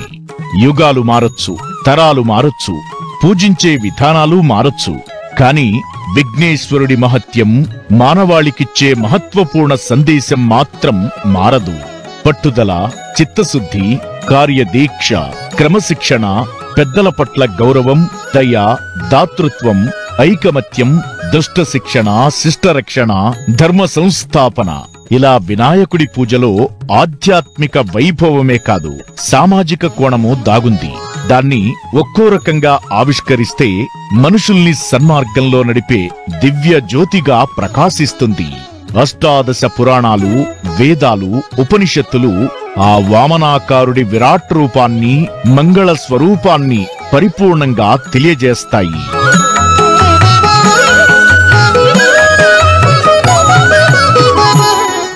వినాయకుడు అనగానే పొడవైన తొండం, విశాలమైన చెవులు, ఏనుగు తల, మేరు పర్వతంలాంటి దేహం, 4 చేతులతో కూడిన దివ్యమంగళ రూపం మనసులో సాక్షాత్కరిస్తుంది. దేవగణాలలో తొలి పూజలందుకునే స్థాయికి ఎదిగిన గణేశుడి ప్రతి అడుగులో ఆధ్యాత్మికతే కాదు, విజేతలకు దక్కే గౌరవం కనబడుతుంది. దుష్ట శిక్షణ కోసం గణనాథుడు ఒక్కో యుగంలో ఒక్కో అవతారమెత్తాడు. ఆయను అఖండుడు, అజేయుడు, పరిపూర్ణుడు. పరబ్రహ్మ స్వరూపం. అందుకే విఘ్నాధిపతిగా దేవతలంతా ముక్తకంఠంతో ఆమోదించారు.